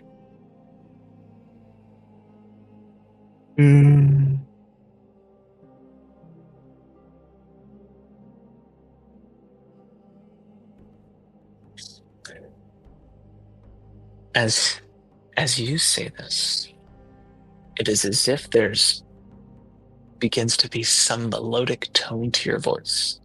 You can see him turn around. Right, yeah, that makes a little more sense. And the three of them give you a little bit of space. They walk off. Okay, he'll just go around a corner, make sure no one's looking around as best as he can. Then he'll get his coin pouch out, grab 25 gold, and put it back away. Okay. And do you return? Yes. As I see, that you can see that the dwarven man has a much more positive look on his face. You can see he smiles at you as you hand him the gold, and he grasps your hand, shakes it. Mr. Esbin, I came here assuming that you were going to make trouble for us, but we do like a good man who can pay up on his word. I'll be seeing you later. Now remember, 10 days. Right. Seems a little early for 10 days, but right. Thank you. As the three of them walk off.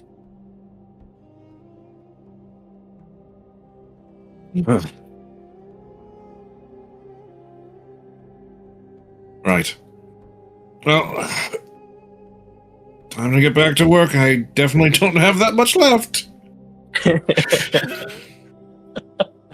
And so you spend the rest of your time studying the other performance. And so during this period of time, you get a good grasp of what the crowds seem to be more responsive to that you can utilize later on. And so we'll get to Grim. Your oath ceremony. Yes, how far away is that? Do I have to like travel a ways for that, or is it just like your local penitentiary or church? It's here in Waterdeep, yes. So in this way, the ceremony takes place in the Gauntlet Hall, which is a grand hall within the guild's headquarters, located in this castle ward. And so you know where it is. You know when you're supposed to show up, because it is here that you will take your oath. You don't know where it is. You don't know when to show up. You don't know anything. Check. No, I wouldn't do that to you. And that's how Grim ended the rest of the campaign is level 2. Gets shunned from his order. Lost in Waterdeep for the rest of the campaign.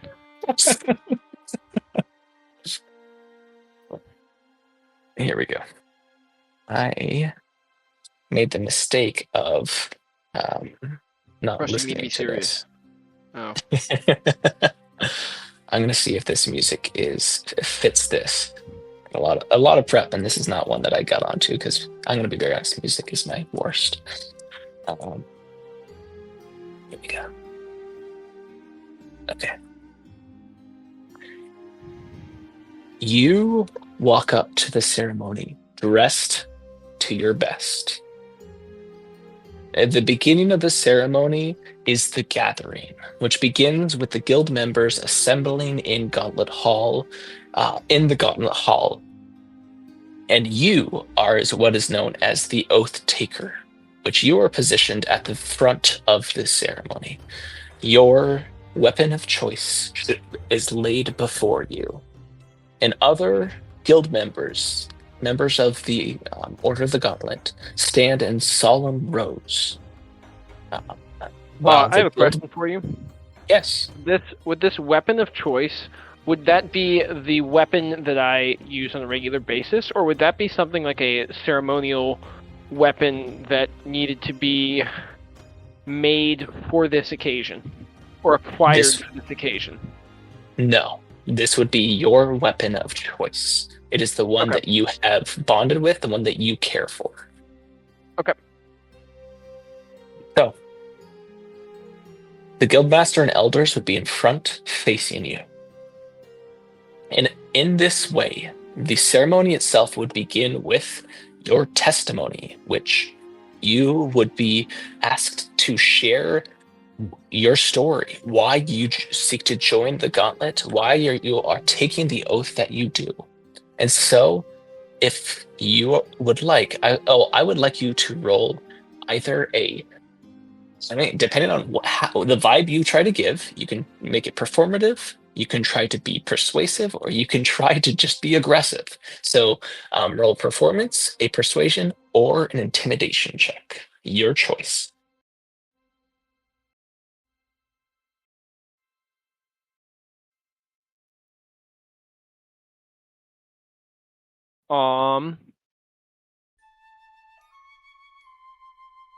I would go with persuasion. Okay. Thank goodness. Dirty 20. Dirty 20. And so you take this moment in a level of vulnerability, but speaking from your heart, showing your true commitment to your cause and to your oath. You give a rousing story, a rousing testimony. And after you finish, the guildmaster steps up and in his own way begins to reaffirm the values of the oath: courage, honor, protection of the weak, and fighting evil. As he looks at you and looks up at you as this man is an orc, not quite your height, nods his head as he says, as he reminds you, remember the weight of this commitment. Know that this path shall not be easy, but it is noble, it is worthy, and you shall fight well. And so his speech reminds the audience of the long history of the guild, as well as the different styles of oaths that each of the members take. And so, in your inventory, Grim, is the Oath of Glory. You are the oath sworn, so you will respond to what I say. Do you have that on hand? Like the Tenets of Glory? No, this will be in your journal, so not the actual character sheet, but it'll be a little blue square where your character, your PC is.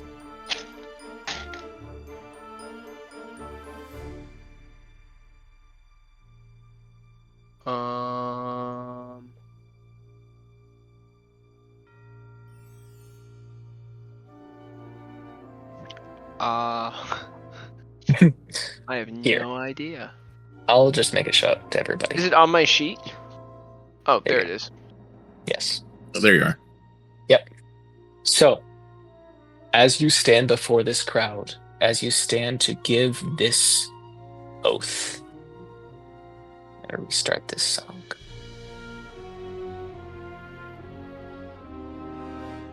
Do you, Grimgorm, swear to rise above all obstacles, seeking glory in your deeds and in your life? I swear to rise above. I will seek my limits and strive to exceed them, for in striving I find my true self. Do you swear to seek out acts of heroism, to protect the innocent, and strike down evil whenever it appears? I swear to be a hero. I will face fear, conquer doubt, and perform deeds that will echo through time. Do you swear to leave a legacy that will be remembered, to act in such a way that your name will be spoken in stories for centuries to come? I swear to leave a legacy. My actions will be marked upon this word, for greatness is earned through deeds, not words. Do you swear to inspire greatness in others, to lead by example, and show the path of valor? I swear to inspire. I will lift others up and lead them towards their own glory, for true strength is shared. Do you swear to champion those who cannot defend themselves, to stand for the helpless and protect those in need? I swear to protect The weak shall have my shield, and the innocent shall have my sword. I will stand as a bulwark against the darkness. Then rise, Grimgarm Iron Fist, and take your place among the champions of glory. May your deeds be worthy of legend. And as you've repeated these words, the Guildmaster sets his gauntleted hand upon your shoulder, lifting you up so that you can stand and face the crowd. And in this binding of your oath, all of the members of the guild hall lift their weapons and give one single hurrah. It's not loud cheers, not clapping, just camaraderie. And the ceremony itself finishes with a blessing from one of the clerics of this order, invoking divine favor upon you. And as you are filled with the power of your oath, filled with the you have established yourself, you've set yourself forward, and you know that you must continue holding these tenets, lest misfortune, lest, well, uphold your oath, for your oath, your word. What are you without your word? And the ceremony ends. Grimgar and Iron Fist, you may level up to level 3. Does this increase my renown with the Order of the Gauntlet as well? Yes. Okay. And that concludes the second part. The third part, we're going to have odd jobs. I'm going to real quick share the odd jobs PDF you guys can figure out, because right now I have got Kia, Volker, Henzim, and Grim. You can choose this time training, or you can join the odd jobs. And How? Yes. The fuck did we all three decide to go for day 3 to be the hustling day? Because You need I have a money. bottomless black hole of gold sink between Esben and Volker, and I want some coin. Well, I mean, that was your fault for giving me your gold the last time. Yeah, So- I'm not making that mistake again. Esvin, you can either use this time if you want to perform, or you can seek out your benefactor. It's up to you. He's going to try to find Mert, because that's what he's been trying to do for a while. Yeah. We tried to reach you for your extended car warranty. We didn't find you. We'll call later on. All right. So in that case, those who are doing the odd jobs, go ahead and take a gander. Wait a second, DM. 1 second only. What is the city's watch affiliation with the Order? Oh! The Order and the City Watch often work together, particularly for, well, if there are any major threats. They've been working a lot together recently due to the gang wars. Big fucking money!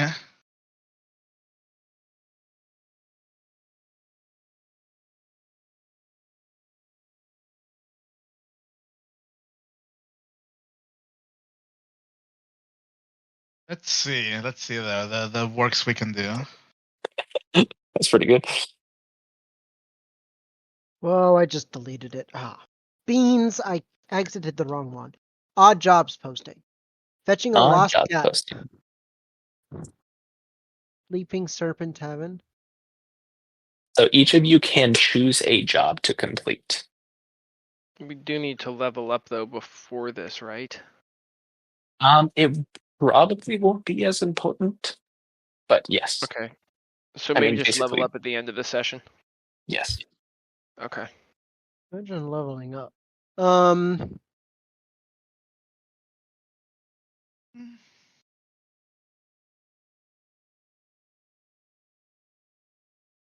Not the first one. You got me effed up if you think I'm doing the first one.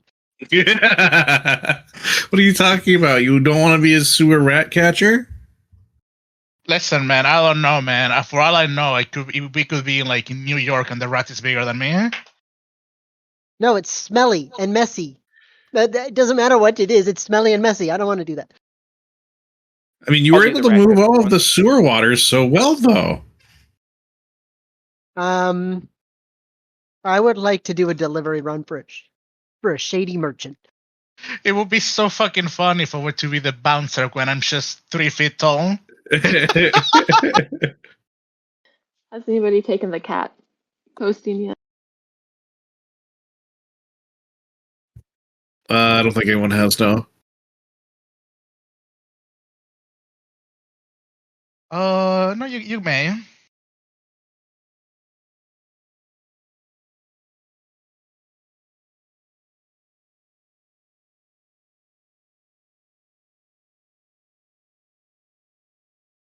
So you guys all decided what you're going to do. Yes, I'm going to Uh, do a delivery. Think about it. Got the Delivery. delivery. I heard the cat. While the some other of you are deciding, we'll real quick get to the delivery. You follow up on this, and you end up having to meet in the trades ward. You're just told, wait at the second water fountain with the broken griffin head. And so you see a cloaked man approach you. The cloak obscures most of his face as he looks at you and says, "No questions. Just drop it off and you get paid." And gives you a sealed package with an address on it. What's the address? The address is to a nearby. You're in the trades ward. The address just takes you over to the dock ward. Okay. Good soldiers follow orders. I'm not going to ask any questions.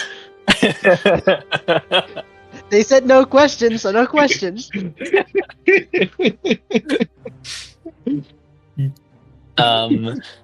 And so you, no questions. Sounds good. No questions. I'm gonna have you get me to find the right area, and well, honestly, as you're going, give me a perception or an insight check. You are not asking any questions, so do this at disadvantage. Oh, can I guidance myself? Insight or perception. Yes, you can guidance yourself. They're both the same. Perception. Woo! No. Three! All right. Nine. Yeah, Nine. baby! Yeah, Hey, whoa, you nine. you don't ask any questions. And so as you take it to the address, you take it to behind a warehouse. As the address is listed, and then as you look closer, you can see little scribbled words, "Knock 3 times." And you get behind the warehouse, and there's a door. I knocked 3 times. After just a short 5 seconds, the door, which is pretty big, almost seamless, about a third of the way from the ground to the floor, a door your size opens, and you can see a kobold with a fake mustache on, and he says, "You got the goods?" Us got them. Here's you go. Great. He grabs it, brings the pouch, drops in your hand, shuts the door. I will walk away. Confused as everything, but you know what? I didn't ask any questions. Good soldiers follow orders. And so you are paid 20 gold pieces. Fantastic. Easiest 20 gold I've ever made. Holy, that There was... you go. All right. Go ahead. Would you be trying to do this at, I guess...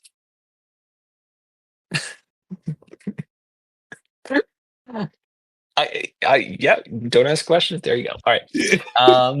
Who's up next? Kia, did you want to fetch the lost cat? Oh. I would love to. Okay. So, Lady Celise Roaringhorn offers you to find her cat Mittens. As you speak to her, she's quite frumpy, covered in cat hair. As she says, "My cat Mittens has gone missing once again. I would pay you handsomely if you go find her." Um. So, um,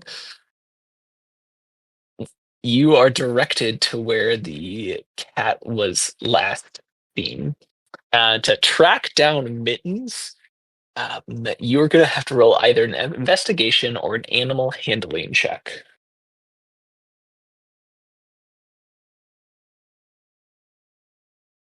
All right, let's go animal handling because I get a +3. There you go. And you were given a description, a 22 animal handling check. Ooh! Fuck yeah, How was that man. earlier? That was, yeah. You find this described cat. First off, you find a cat that's close to the one described, and if you hadn't been paying as much attention and noticed some of the behaviors that were described to you, you might have mistaken this cat for Mittens. But then you're able to say, nope, this is not Mittens. Got to keep looking, and you find Mittens perched on a noble's carriage, and you're able to return it to Lady Celise, as she says, "Mittens, thank you. Yes, you did a great job, my dear." As she hands you 2 platinum um, as your payment. Well done. Now, Volker or Grim? I have decided not to do a hustle today, so It's you a can toss go up with between, Grim. it's a toss up between catching the sewer rats or doing bouncer duty at the sleeping tavern or the serpent All right. tavern. I Hang on, think give me the bouncer duty is more noble of than going to the sewers. Yeah, but helping the watch. Yeah, I'll do bouncer duty. Why not? We can do bouncer duty. That sounds fun. All right. Bouncer duty. I'm going to need an intimidation or athletics check, as it's the bouncer duty at the Sleeping Serpent Inn. As it said, Natural 1. extra rowdy crowds. Oh, no. Oh, good. With a natural 1, make a dexterity save, as like almost immediately as you are being described your duties, you hear someone says, "No, that was your mother," and then a smash of a mug, and immediately a bar brawl starts out. Saving throw or a check? Dex saving throw. 8. 8. Okay.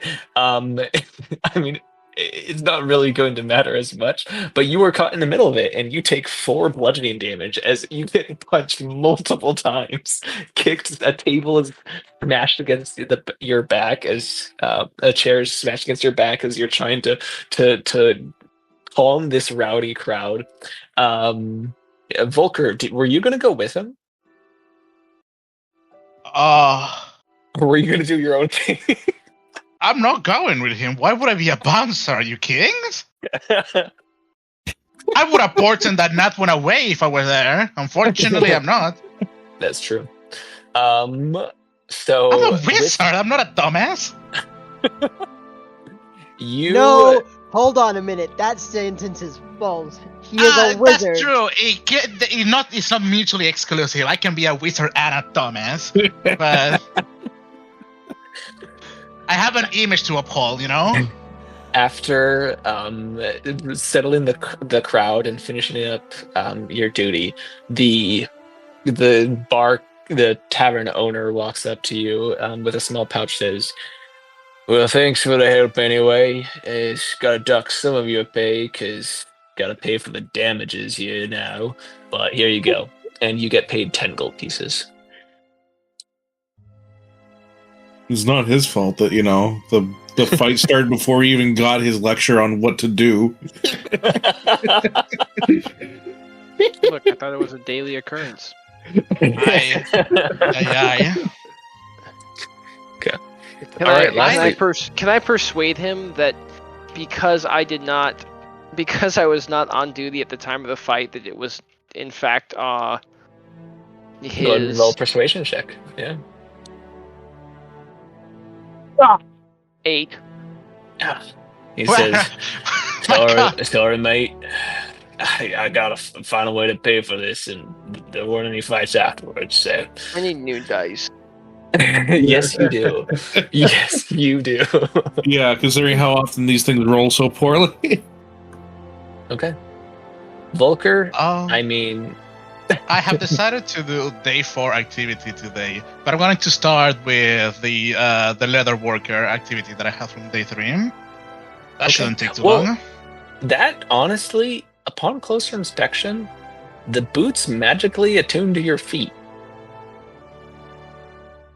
Because that's Do they how change magic do they- items work. But do they change appearance? I mean, it's not a tunable item, but do they change appearance to the imagery that I feel? The style doesn't change because it's a magical item, but it can fit you irregardless, even with your big feet. I'm still interested in changing the appearance of it for Sounds good. reasons. Yeah, you are going to look for a leather worker who is going to direct you toward an enchanted leather worker. That works. Yeah. Professional so the work. cost, yeah, very much so. The cost of adjusting these boots to look the way that you want them to is going to cost 20 dragons. Oof. Spicy, but considering I'm a fucking paranoid, well worth the cost.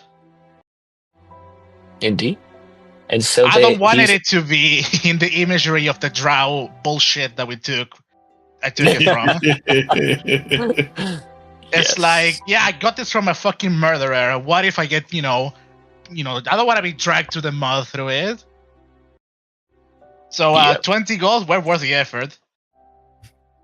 How long do I have to wait? Obviously, I'm going to be staying there for the required time to get the measurement of my grippers. Yep. And, He's able to get it done in a day. So oh, well, that's perfect. And then I give them the money, and I will be interested in doing activity number 4 instead.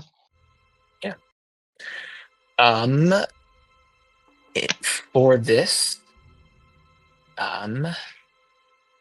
you can activity number 4, which is to start outdoor decorating.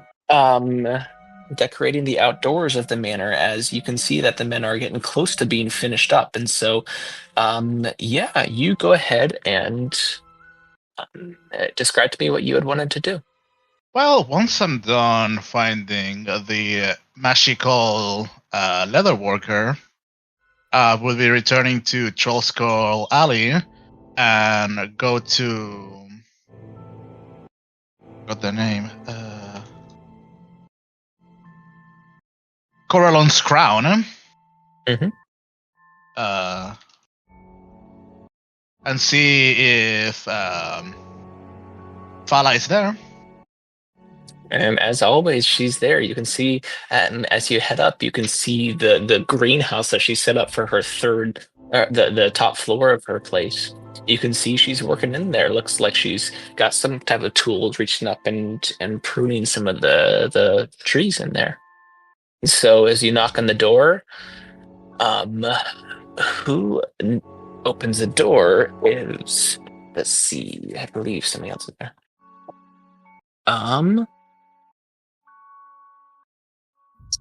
You knock on the door, and instead of Fala opening the door, you see a it doesn't tell me what he is. I'm gonna say a human man who opens the door. He's got more of like the dark bags under his eyes. Got some dark hair, dressed in dark clothes. Honestly, looks depressed as he opens the door. Hello. Oh, greetings. It's Fala not working today? Yeah. She is. I can go get her. I'll be right back. Heads upstairs. In short order, Fala comes down. Oh, what accent did I have for Fala? I had a southern accent for her too, didn't I? When in doubt. I When in believe doubt, so. go southern. Yeah. As she comes down, you can see she's got like some branches in her hair, but she comes in. Hey there! Why, how you doing, Volker? It's great to see ya. Hi, fella. It's been a while. Good job managing to sell that potion. Hopefully they I didn't need it know. at the moment. No, it turns out it wasn't a potion that would regenerate a limb like we thought. No, it was one that gifted the almost like you were a troll yourself. You could just start healing up like nothing was happening for a time. It was wild. But no, I had some rich adventurer coming in looking for something. He was going down to the under mountain, and so I was able to get that. That was great work. That was a lot of money. I know. As I turn around, I point towards our manor through a window. That essentially managed us to start working with the manor with the money. What's some good That's stuff? fantastic. I'm so happy for you. Say, I was thinking, the front yard looks a little dilapidated, especially now with how the workers stomping through it. Do you think we could work on it to make it look better? Oh, I was coming up with ideas. I wouldn't have said anything, but I'd do that for how to make it look great. I mean, I do I would trust love that. your expertise. This place looks well decorated. I don't know how, but elves always end up having a knock for making things look pretty. And gives her a wink. Absolutely.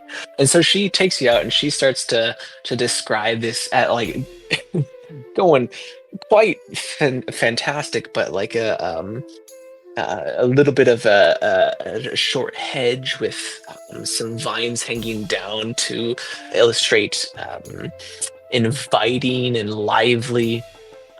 She begins describing like an herb garden outside some of the windows so that in case you needed fresh herbs for different brews and foods. And then like she starts to get even more fantastic, describing outdoor seating and gathering spaces. You don't know where these are going to be added, but outdoor seating, gathering spaces like a patio. Then begins to describe a small fountain and a bird bath, and you could enchant the fountain to have ever creating water to make it go. And then lighting itself starting to set up enchanted fairy lights, and she's describing this. You have no idea how these are going to be paid for, no idea where these would go, but she just gets, goes off. Yeah. So how much money do you want to invest in landscaping? How much would it cost me? I mean, That depends on what you want to do. as it is, I have 150 dragons. So, Okay. But what I was going to say is, regardless of the price that I was gonna pay for, Yep. As she's describing it, well, that sounds like fantastic ideas. You sure you're able to do all of that by yourself? I was before I came to this city, I was a farmer myself.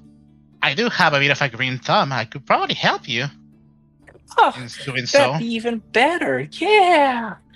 That way, That'll probably if you see something you don't like, you can go ahead and say so. That'll probably save us up some time and labor cost, You betcha. I saw those busy men working in there. We could probably try and kick out as much as we can now. I've got some fresh saplings coming up. I've got some bushes I can bring down. And I know some folks who've got some nice herbs that we can get set up. How would we go ahead and do that?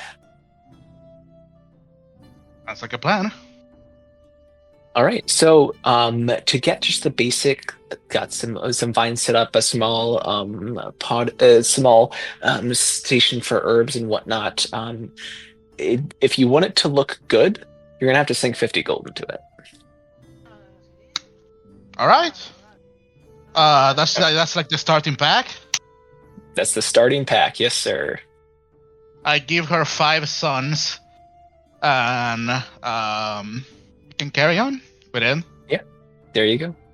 And so we'll do that and come to our final Hey, time. I can do some nature rollings and such. Yes, you can. Let's do that. Roll a nature check. I love rolling stuff. I've been kind of doing this as like an either it's you pay for something or you roll for something, just to keep it smooth. But yes, you can roll a nature check to see how well do you get what's going on and how well are you able to help. Would Tradecraft help me a little bit with how things works? Yeah, of course. Tight. So it's a flat roll, madam? You can add a D4 as if you are blessed by nature. Right, I'm gonna click on guidance. Yeah. Where the hell is Natura? Bam. What did I roll? 18. A 9? That's not a 9. That's a 17. I see. A 17 plus 9 is a 26. So you definitely bring your expertise into crafting these foliage. So much so that probably the one to appreciate this the most out of the whole party, I assume, would be Kia. When you come back from your finding this cat, you can see Fala and Volker setting up these vines and bushes and hedges around, bringing more life to the manor. Looking pretty great.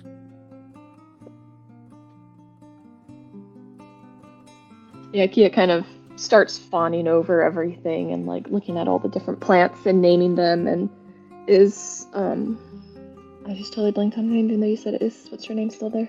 Fala. She goes up to Fala and will probably start chatting Fala's ear off about all the varieties of plants and trees that have been planted. Wood elf loves and it. wood elf talk. Yes, and so Volker, you just kind of see, and they're back and forth, just talking all about this stuff. Yeah, no, that's great.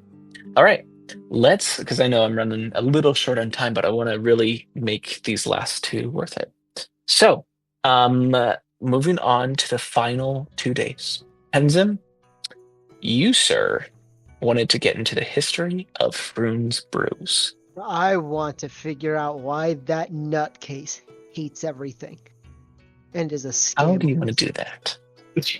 I would like to go talk to people in the neighborhood about him and just sort of like strike up a conversation and ask, hey, so I went in and I just noticed some things. Has he always been like that? Etc. So go ahead and give me a persuasion check. I will guidance myself before the roll. 30. Absolutely. Okay. Persuasion. 15. Okay. You start asking around the neighborhood, and you start to get a few interactions. But the one that you get the most out of is real quick. In the Troll Skull Alley. You go and knock on T5, the Tiger's Eye, which the business itself is unremarkable on the outside. Only distinguishing mark is an orange and black sign featuring a cat's eye.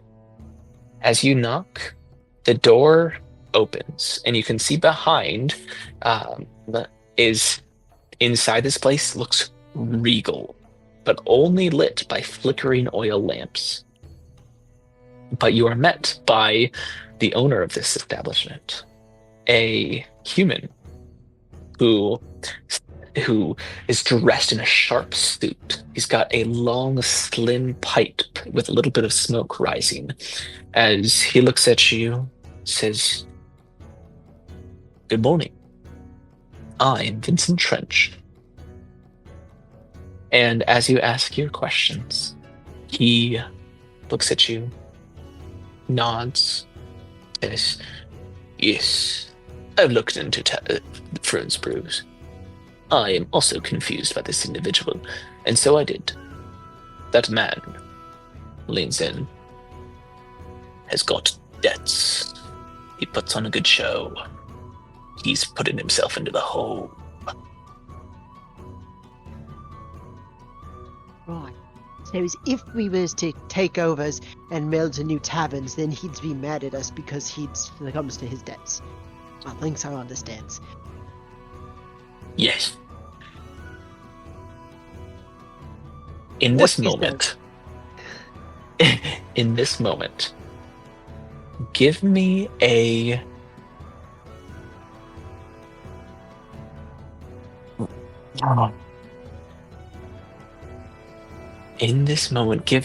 roll. Add your spellcasting modifier to it. Yes, boss. What is my spellcasting modifier? I don't even know anymore. I haven't cast a spell that has a fit 6.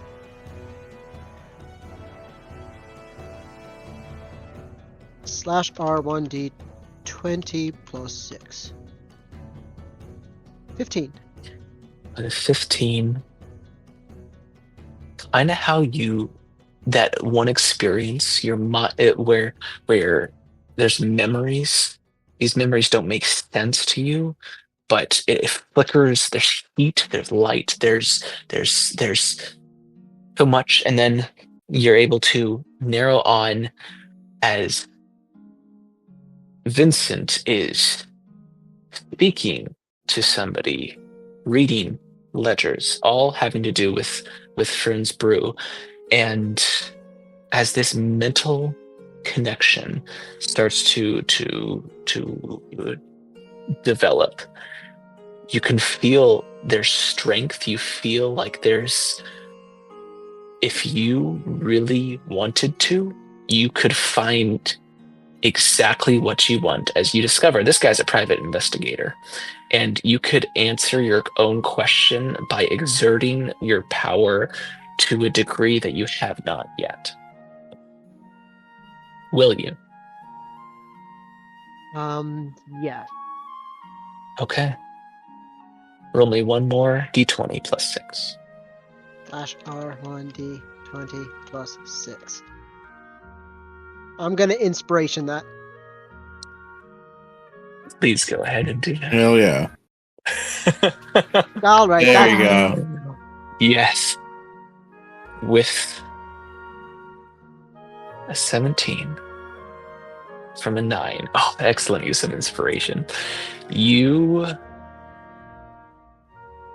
What exactly do you want to know about Fern's Brew? Why exactly he puts on this show? Like, what is it about his tavern that he's decided this needs to look really nice, but in reality it's nothing? Okay. You're able to grasp onto a memory of this private investigator, what looks to be in a private room reading a journal. And as if time speeds up, you're able to read through this journal, delving into the memories of this private investigator.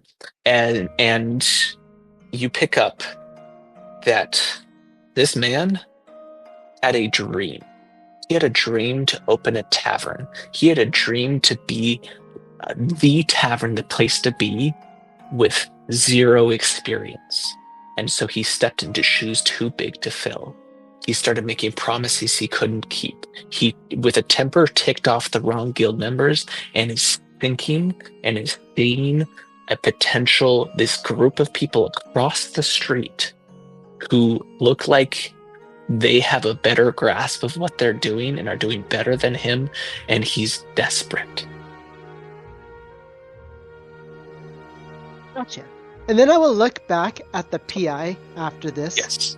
And I'll do a short bow and go, right. And I'll give him 5 gold pieces, 5 dragons, and go, appreciate your insight into the matter. Oz much appreciates it. He raises his eyebrow to you. Go ahead and give me a deception check. I'll take that.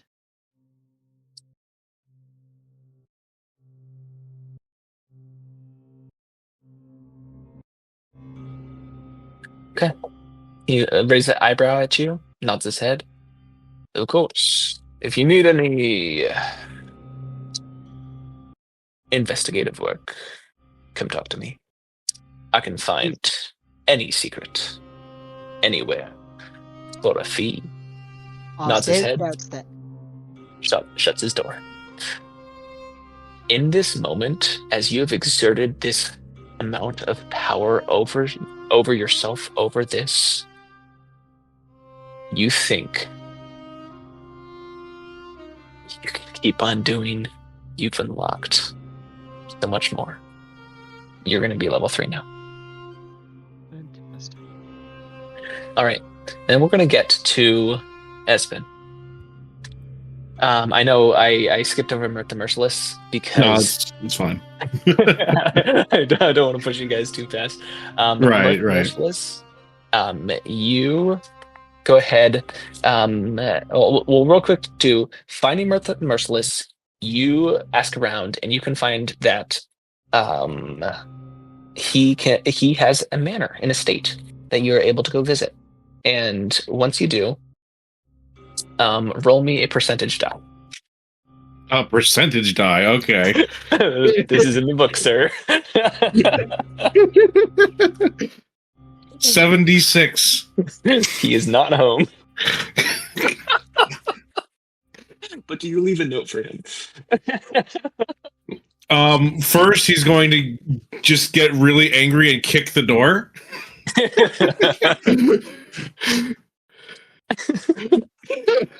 And then he'll just find a scrap paper and then just write angrily, just been trying to contact you for a while with an exclamation point, like 3 of them. Please get back to me at the Troll's Skull Manor.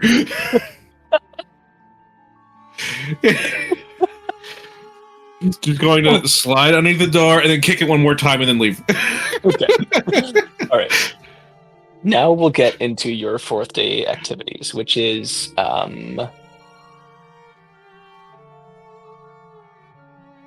the performances. You were going to perform in the taverns. I'm Right. going to jump off here. My airplane's coming in earlier than I expected. Okay. All good. Thanks for playing, man. Yep. Have a good one. Thank you for the games. Good luck. Night.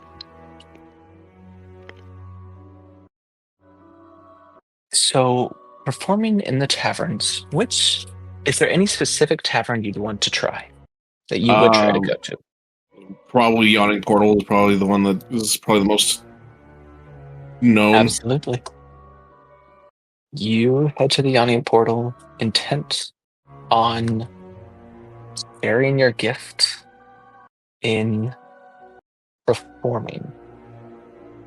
Getting money, of course. I mean, that's the end goal, but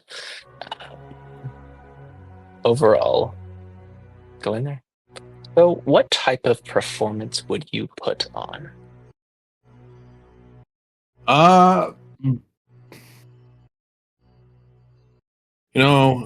Esmond would probably put on his own kind of performance. Similar to what you were talking about before, where they would, put magic with the music and stuff like that. Esmond has been practicing for a while, trying to make it so that he can actually weave his magic in with his music as best as he can. Okay. So as he kind of is playing, he will begin casting thaumaturgy, for example, to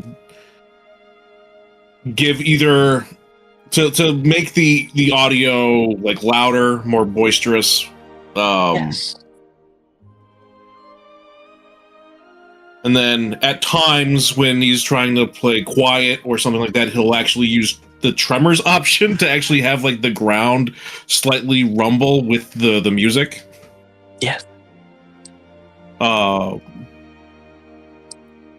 He would from time to time cast minor illusion to kind of have an image kind of dancing around the stage to kind of give visual appearance to everything. From song to song, obviously. They're not all going to be all at once. Don't worry about it. But at the very end of doing this last song being probably the most bombastic and hyper, he's probably going to cast Fairy Fire as kind of almost like a light show at the end of the song. Yeah. That is spectacular. Yes. That was amazing. Give me a performance check at advantage, because that was really good. I have been toying with the idea of this for a long time. Excellent. Let's see here. Performance check, you said? Yes. Performance. Wow, that's a really shitty performance. Brother man, at advantage. Advantage, thank goodness. Yes. It comes at the end with a clutch. No, because I slightly better. Thoroughly enjoyed. Now, normally, this is rule of cool. Yeah. The abilities that you unlock at level 3, it's for persuasion or deception checks. That's the idea. Mm-hmm.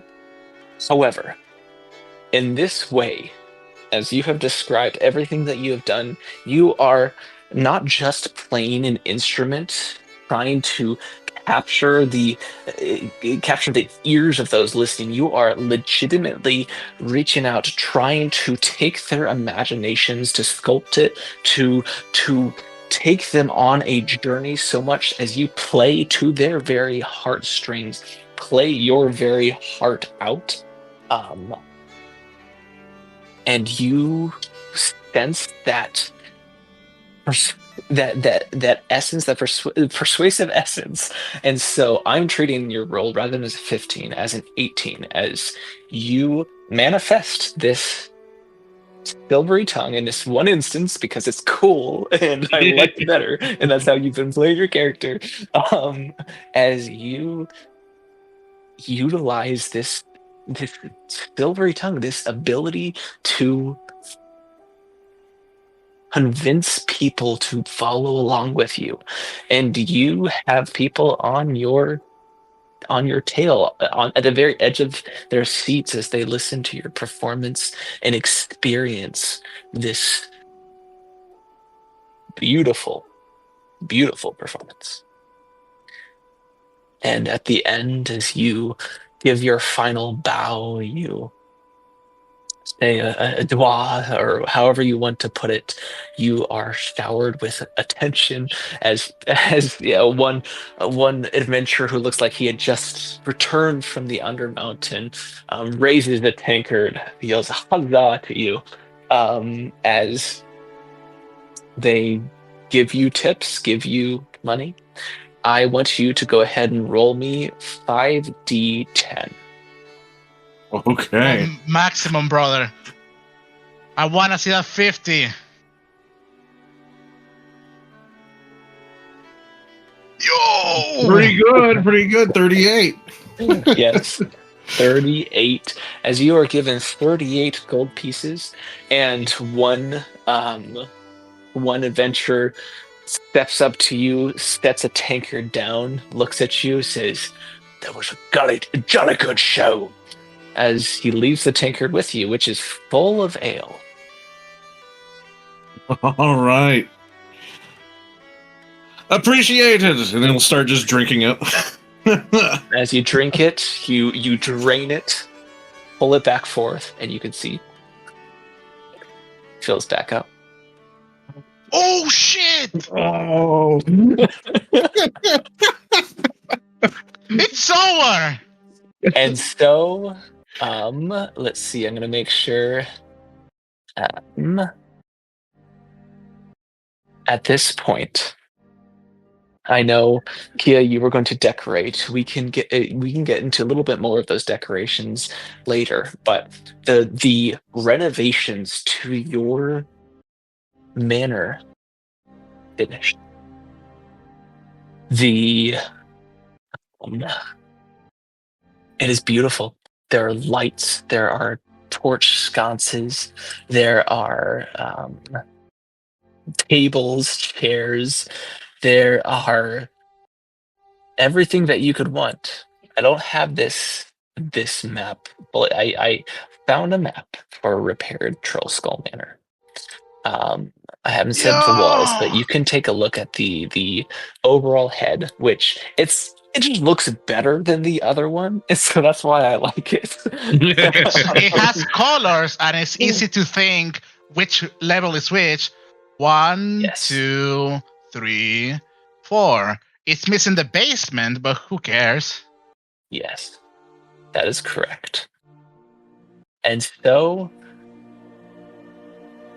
you all, having these burgeoning new powers, finish up with these renovations.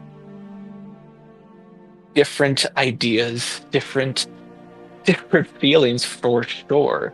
But hey, we're looking at a brand new day. And we'll pick up next week. Here. No! Thank you for playing. Thank you for running. Yeah, thanks, Nathan. My god, that was